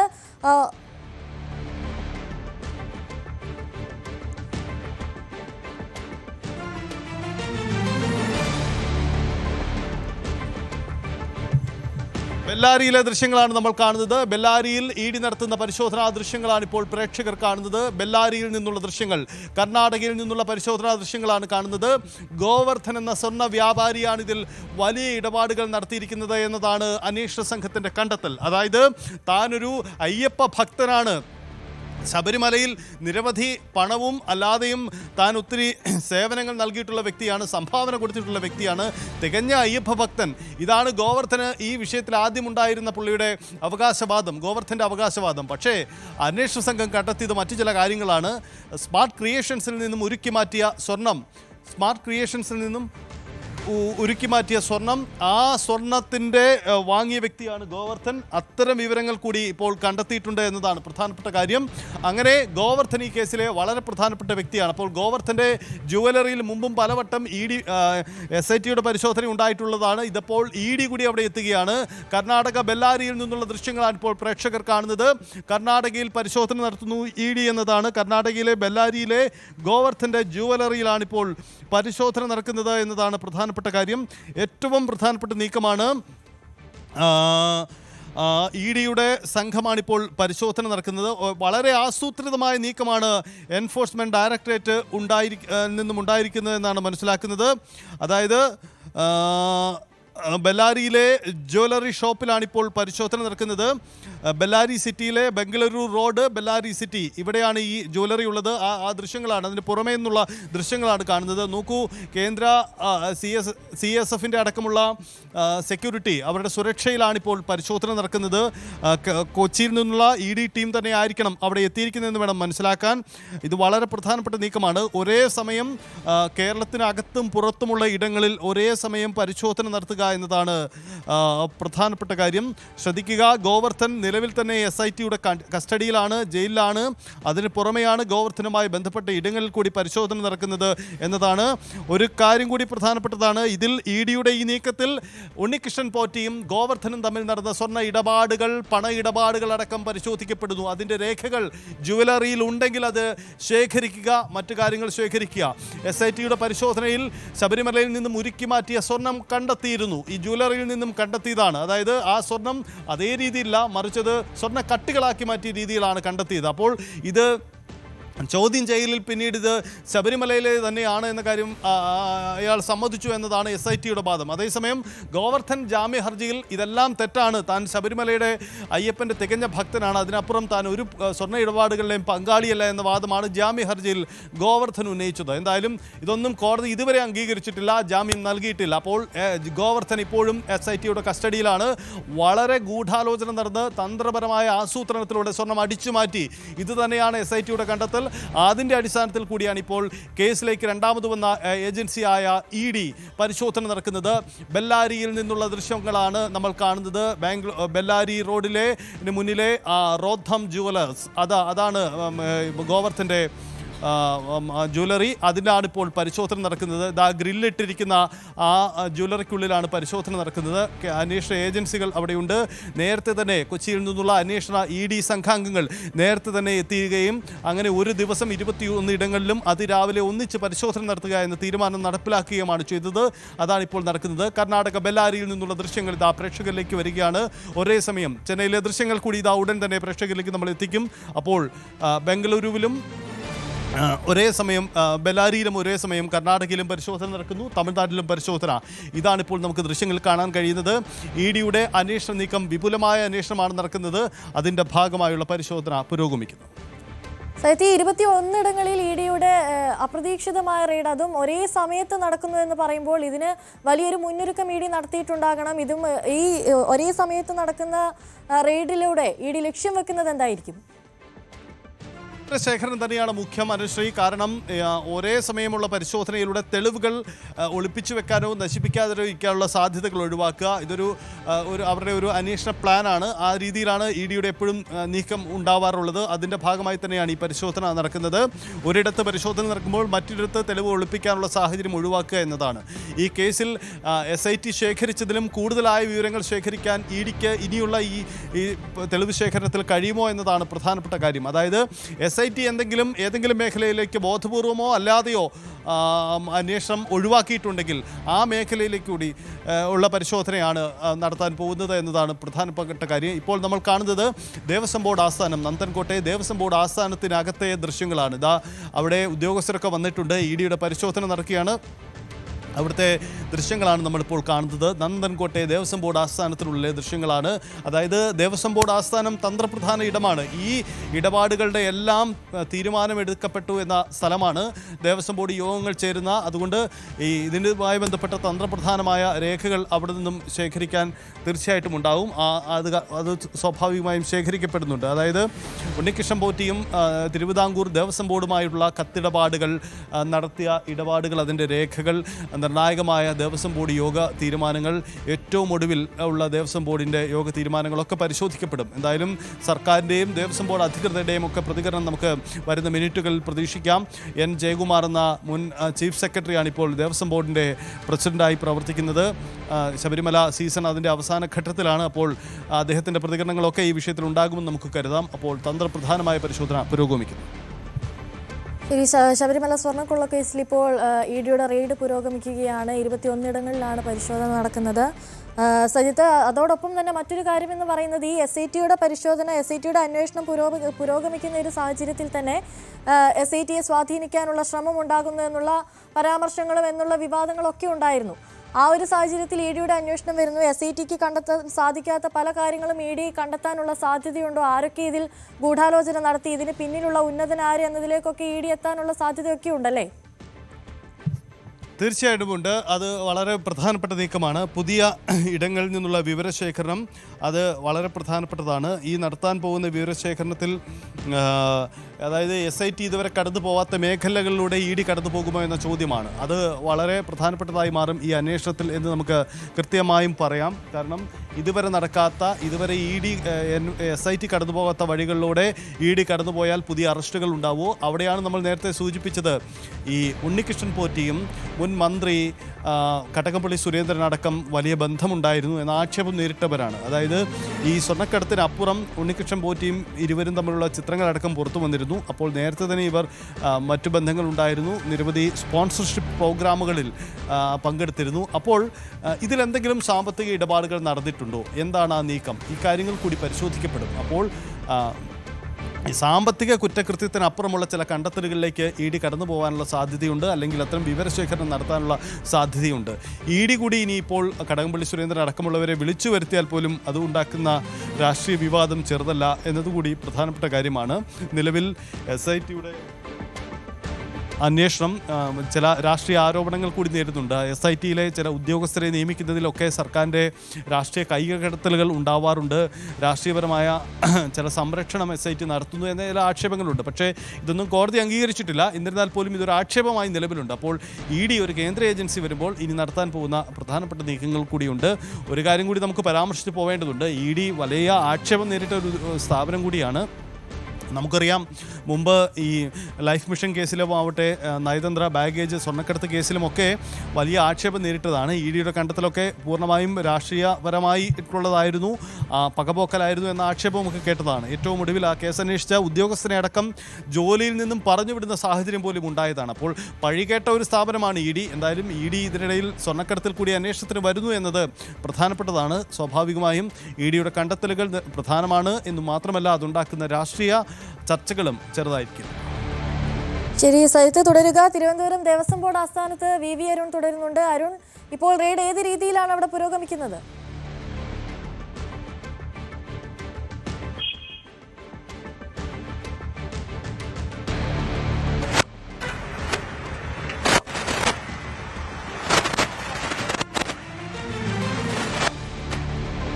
ശബരിമല സ്വർണ്ണക്കൊള്ളയുമായി ബന്ധപ്പെട്ട് ഇഡിയുടെ റെയ്ഡ് ഇപ്പോൾ പുരോഗമിക്കുകയാണ്. 21 റെയ്ഡ് നടക്കുന്നത്. പ്രതികളുടെ വീടുകളിലുമൊപ്പം സംസ്ഥാനത്തിന് പുറത്തും അടക്കം ഇഡി റെയ്ഡ് വ്യാപിപ്പിച്ചിരിക്കുകയാണ്. വളരെ അപ്രതീക്ഷിതമായ ഒരു റെയ്ഡായിരുന്നു ഇഡിയുടേത്. അതിരാവിലെ പ്രതികളുടെ വീട്ടിലേക്കടക്കം എത്തി റെയ്ഡാണെന്ന് എന്നറിയിക്കുകയും ഒപ്പം മറ്റു നടപടികളിലേക്ക് ഇഡി കടക്കുകയുമായിരുന്നു. മറ്റു നടപടിക്രമങ്ങളിലേക്കൊക്കെ ഇഡി കടക്കുന്നതേയുള്ളൂ. 21 പരിശോധന നടക്കുന്നത്. ശബരിമല സ്വർണ്ണക്കൊള്ളയുമായി ബന്ധപ്പെട്ട് ദേവസ്വം ബോർഡ് ആസ്ഥാനത്തുമൊപ്പം പത്മകുമാറിന്റെയും വാസുവിന്റെയും തന്ത്രിയുടെയും അടക്കം വീടുകളിലും സ്മാർട്ട് ക്രിയേഷൻസിലും അടക്കം റെയ്ഡ് നടക്കുന്നു എന്നുള്ള വിവരങ്ങളാണ് ഇപ്പോൾ പുറത്തു വരുന്നത്. VV അരുൺ തുടരുന്നുണ്ട്. അരുൺ, ഇപ്പോൾ റെയ്ഡ് ഏത് രീതിയിലാണ് ഇപ്പോൾ തിരുവനന്തപുരം ദേവസ്വം ബോർഡ് ആസ്ഥാനത്ത് പുരോഗമിക്കുന്നത്?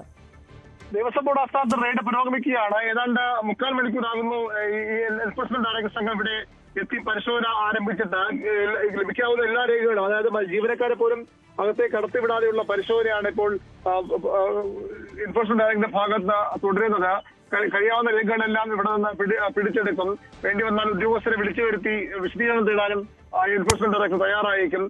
എല്ലാ സ്ഥലങ്ങളിലും, അതായത് മുരാരി ബാബുവും ഉണ്ണികൃഷ്ണൻ പോറ്റിയും പത്മകുമാറും വാസുവും ഗോവർദ്ധനും അടക്കമുള്ള എല്ലാ പ്രതികളുടെയും വീടുകളിൽ ഇപ്പോൾ പരിശോധന, വീടുകളിലും സ്ഥാപനങ്ങളിലും പരിശോധന നടക്കുകയാണ്. ഇതുമായി ബന്ധപ്പെട്ട സാമ്പത്തിക ഇടപാടുകളാകും പ്രധാനമായും എൻഫോഴ്സ്മെന്റ് ഡയറക്ടറേറ്റ് അന്വേഷിക്കുക. ഇതിന്റെ സ്വർണം ആർക്കൊക്കെയാണ് വിറ്റത്, ഇതിന് പിന്നിൽ മറ്റ് ആരെങ്കിലും ഉണ്ടോ, പ്രധാനികൾ ആരെങ്കിലും ഉണ്ടോ, ഏതെങ്കിലും രാജ്യത്തിന് പുറത്തേക്കുള്ള ഏതെങ്കിലും ശക്തികളുണ്ടോ, ഒരു കൃത്യമായ ഒരു സിൻഡിക്കേറ്റ് ഇതിന് പിന്നിലുണ്ടെന്ന കാര്യങ്ങളിലൊക്കെ എൻഫോഴ്സ്മെന്റ് ഡയറക്ടർ അന്വേഷണം മുന്നോട്ട് പോകും. എൻഫോഴ്സ്മെന്റ് ഡയറക്ടർ ആദ്യഘട്ടത്തിൽ അന്വേഷണം ഏറ്റെടുക്കുന്നതിനെ ചൊല്ലി ആശങ്കകളുണ്ട്. പക്ഷേ എൻഫോഴ്സ്മെന്റ് ഡയറക്ടർ അന്വേഷിക്കാൻ പറ്റുന്ന കാര്യങ്ങൾ ഈ കേസിലുണ്ട് എന്ന വിധേയത്തിന്റെ അടിസ്ഥാനത്തിലാണ് അവർ അന്വേഷണം തുടങ്ങിയിരിക്കുന്നത്.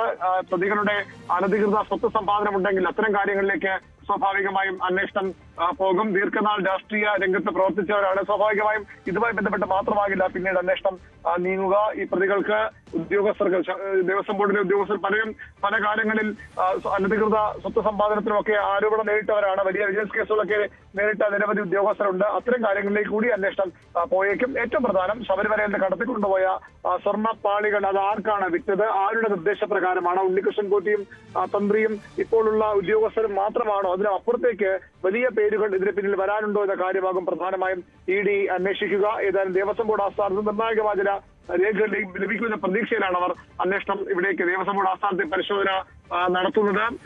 പക്ഷേ ഇതുമായി ബന്ധപ്പെട്ട പ്രധാനപ്പെട്ട ഫയലുകളല്ല ഒന്നുകിൽ ഇപ്പോൾ കോടതിയുടെ കസ്റ്റഡിയിലോ അല്ലെങ്കിൽ അന്വേഷണ സംഘത്തിന്റെ SITയുടെ കസ്റ്റഡിയിലോ ആണ്. ഏതായാലും ആ രേഖകൾ അദ്ദേഹത്തെ കൈമാറാൻ എൻഫോഴ്സ്മെന്റ് ഡയറക്ടർ കൈമാറാൻ കൊല്ലം വിജിലൻസ് കോടതി നേരത്തെ തന്നെ ഉത്തരവിട്ടതാണ്. ബാക്കിയുള്ള കാര്യങ്ങളാകും ഇവിടെ പരിശോധന നടത്തുക. ഇതുമായി ബന്ധപ്പെട്ട ഉത്തരവുകളുടെയൊക്കെ ശരി. തിരുവനന്തപുരം ദേവസ്വം ബോർഡ് ആസ്ഥാനത്ത് EDയുടെ റെയ്ഡ് പുരോഗമിക്കുകയാണ്. മറ്റ് 21 ഇടങ്ങളിൽ കൂടിയാണ് ED റെയ്ഡിനെത്തിയിരിക്കുന്നത്. സംസ്ഥാനത്തിന് പുറത്തടക്കം EDയുടെ റെയ്ഡ് ഇപ്പോൾ പുരോഗമിച്ചുകൊണ്ടിരിക്കുകയാണ്. അതിനിർണായകമായ തെളിവുകൾ EDക്ക് ലഭിക്കുമോ, രേഖകൾ EDക്ക് ലഭിക്കുമോ, ഇതിന് പിന്നിൽ ആരൊക്കെയാണ്, ഉന്നതനിലേക്ക് ED എത്തുമോ എന്നതടക്കമുള്ള കാര്യങ്ങൾ ഇനി അറിയാനിരിക്കുന്നു. റെയ്ഡ് ഇപ്പോൾ പുരോഗമിച്ചുകൊണ്ടിരിക്കുകയാണ് 21 ഇടങ്ങളിൽ. TG സജിത്ത്, VV അരുണും ശശിനാരായണനുമാണ് കൂടുതൽ വിവരങ്ങൾ നൽകിയത്. രാവിലെയുടെ സമയം ഇവിടെ പൂർണ്ണമാവുകയാണ്. ഇടവേളയ്ക്ക് ശേഷം കാണാം പോലീസ് പട്രോൾ.